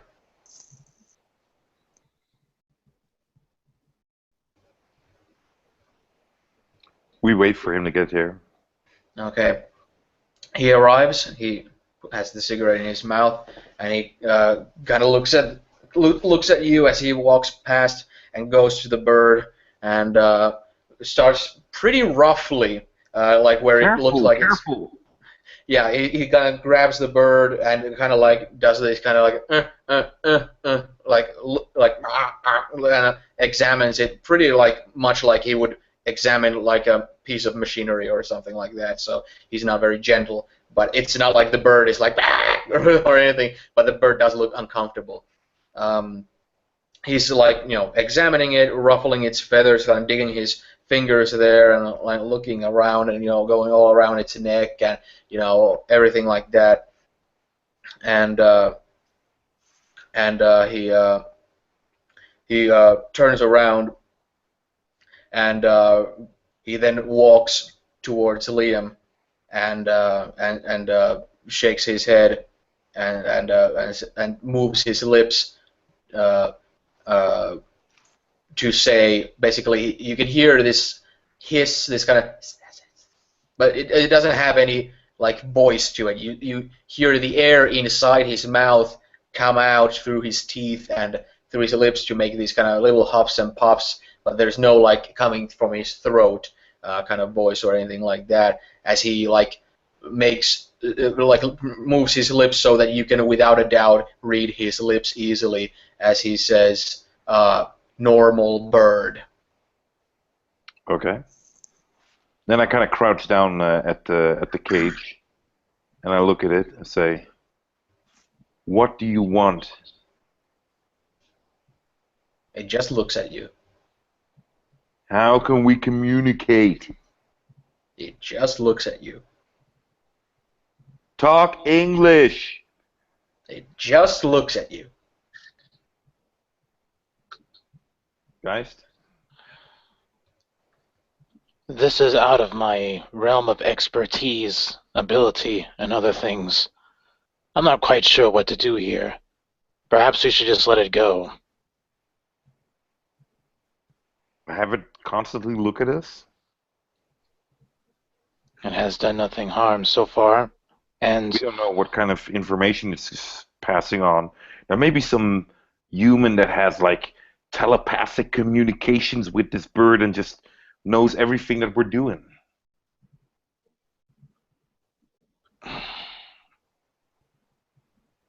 well, if that's the case, we can simply kill it right now and end it. That's it's extremely effective, but very horrible. Well, I don't really have many other options. If it is some sort of telepathic link from a metahuman, I wouldn't have any way of knowing this. We have no way of really detecting these things. Oh, for fuck's sake. I'm hungry. I start to write runes around the cage, and I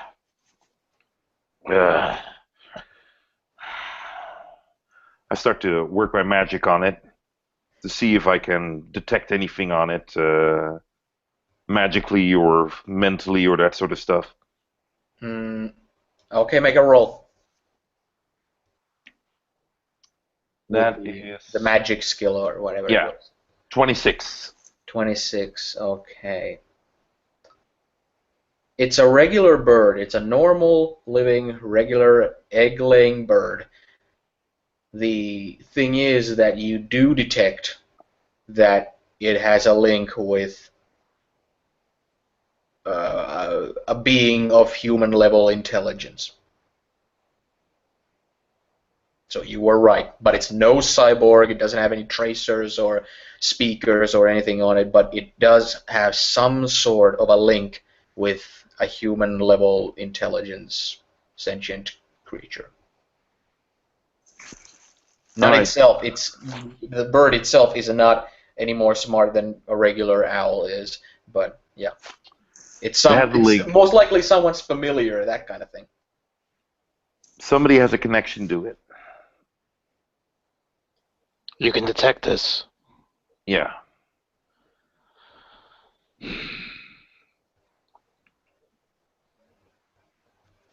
But Well, who's to in say that it's an case, evil person? what? Who's to say it's an evil person? It might be a good person who's keeping an eye on us to see if we're trustworthy and he or she might help us. She might be this hot chick with this like really long hair and great body. Well, that might be the case. It might also be that there might be a surveillance technology used against us.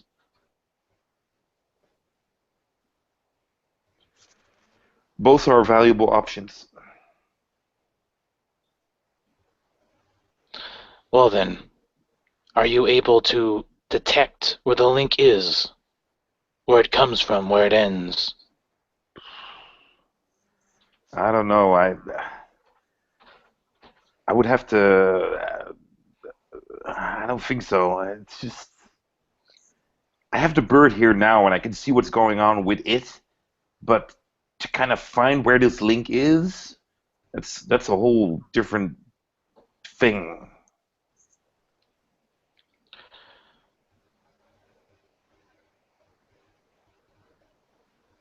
Are you able to put something on it so that we can trace it? I can't really make a tracer myself, but You I can can make a always Manny. spend collar a for hero it. point to say that you have a tracer in your pocket. But I mean, Manny probably has tracers in the Black Cat. I mean, I could make a collar for it, and we could connect a tracer to it. Manny doesn't have any hero points to spend. Yeah, but don't we have a Black Cat stocked to the brim with stuff? But there's no list of equipment involved in it. If you want to spontaneously have a tracer, you must sacrifice. No, I The gods cannot. demand it. I do not have a tracer. Do you?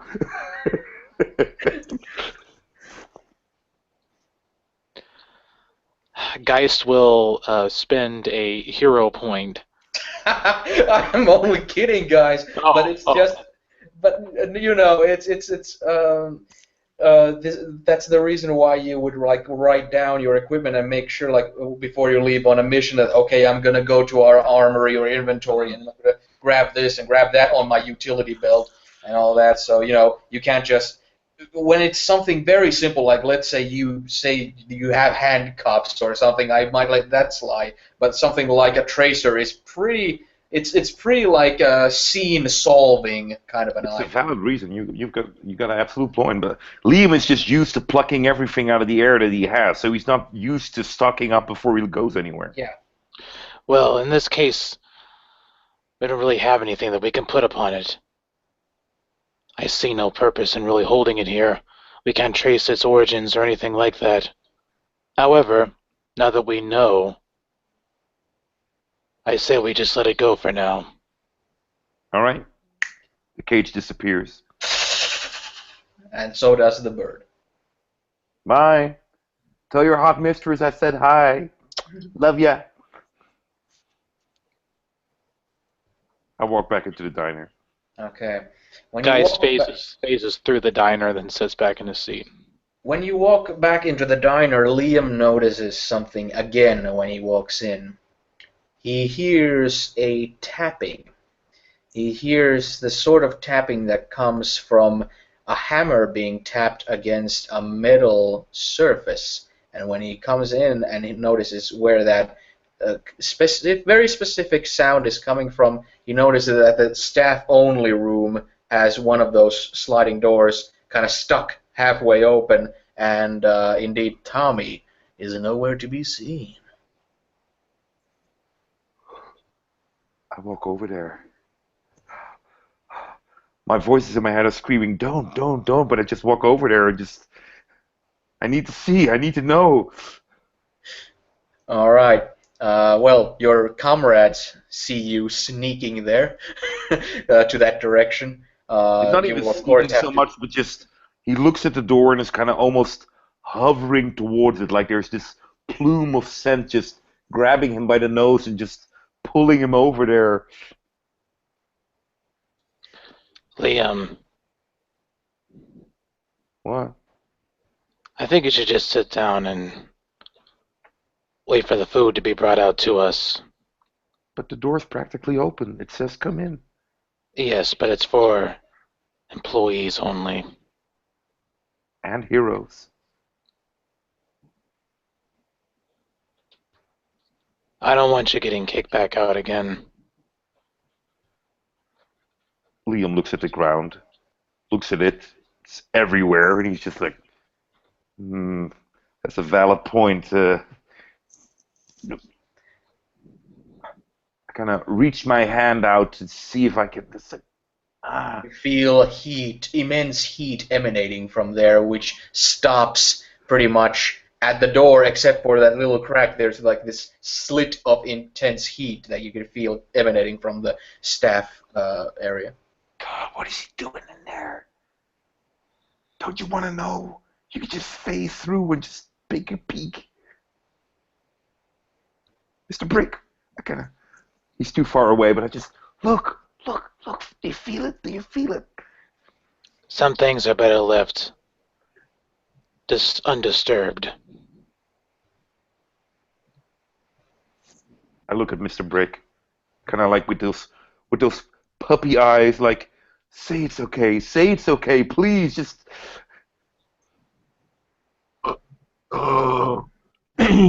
He's making a pie for me, so I've never had pie. Maybe we shouldn't interrupt him.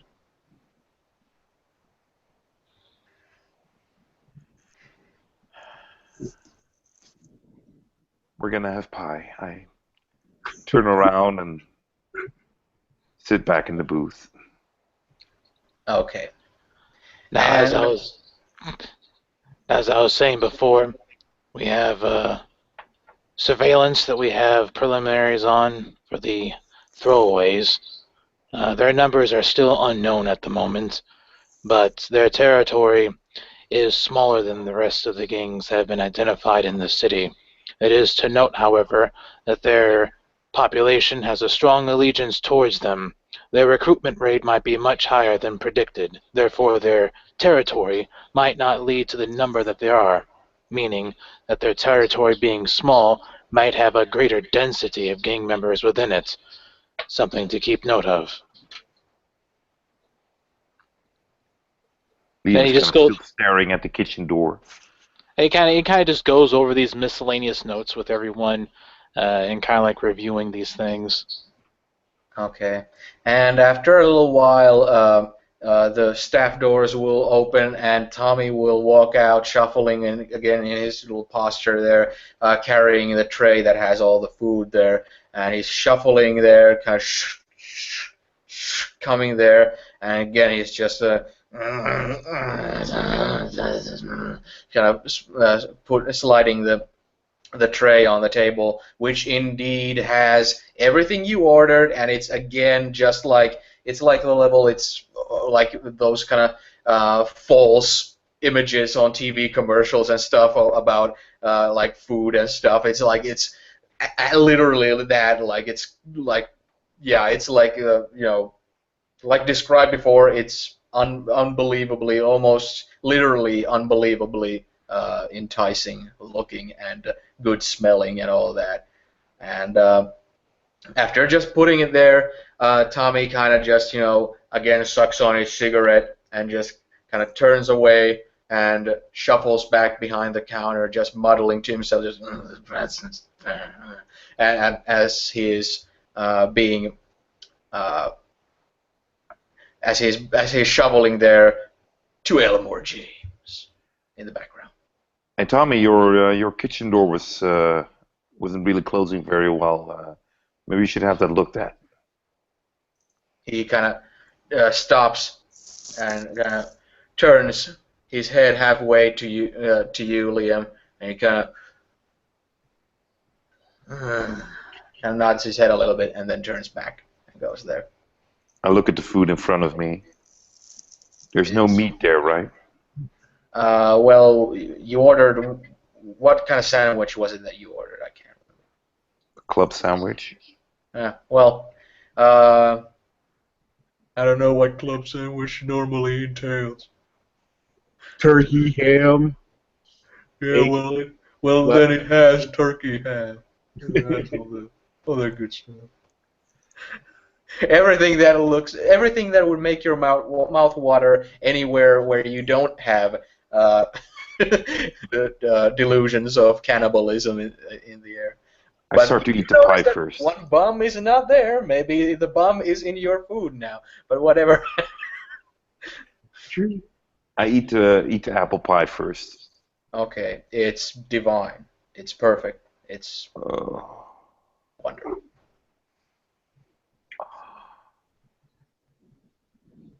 Yeah, Mr. Brick devours the apple pie and looks up and says, "I don't like apple pie, but that was great." Because he's never had apple pie before, but he knows that that's what people order. Like, that's what you're supposed to have, apple pie. But he doesn't like cooked apples, so just so you know. But this was the best apple pie ever. You should have ordered cherry pie. Oh, that's next time. They'll try that. Oh, as a Twin Peaks fan, I couldn't resist. Despite all the rancid development in this cesspool of a city now, this is the one part that hasn't been tainted as badly. Not at all, actually. It is delicious. He eats that gyro. And that it is delicious is where it ends for tonight. So yeah, unless there's anything anybody wants to add or mention about their characters' thoughts and feelings or whatnot that's going on, this session has already gone pretty far. So I think this is a good spot to end. And next time, most likely, you'll pick up on the throwaways. Yeah, we're gonna throw down the throwaways. Oh yeah.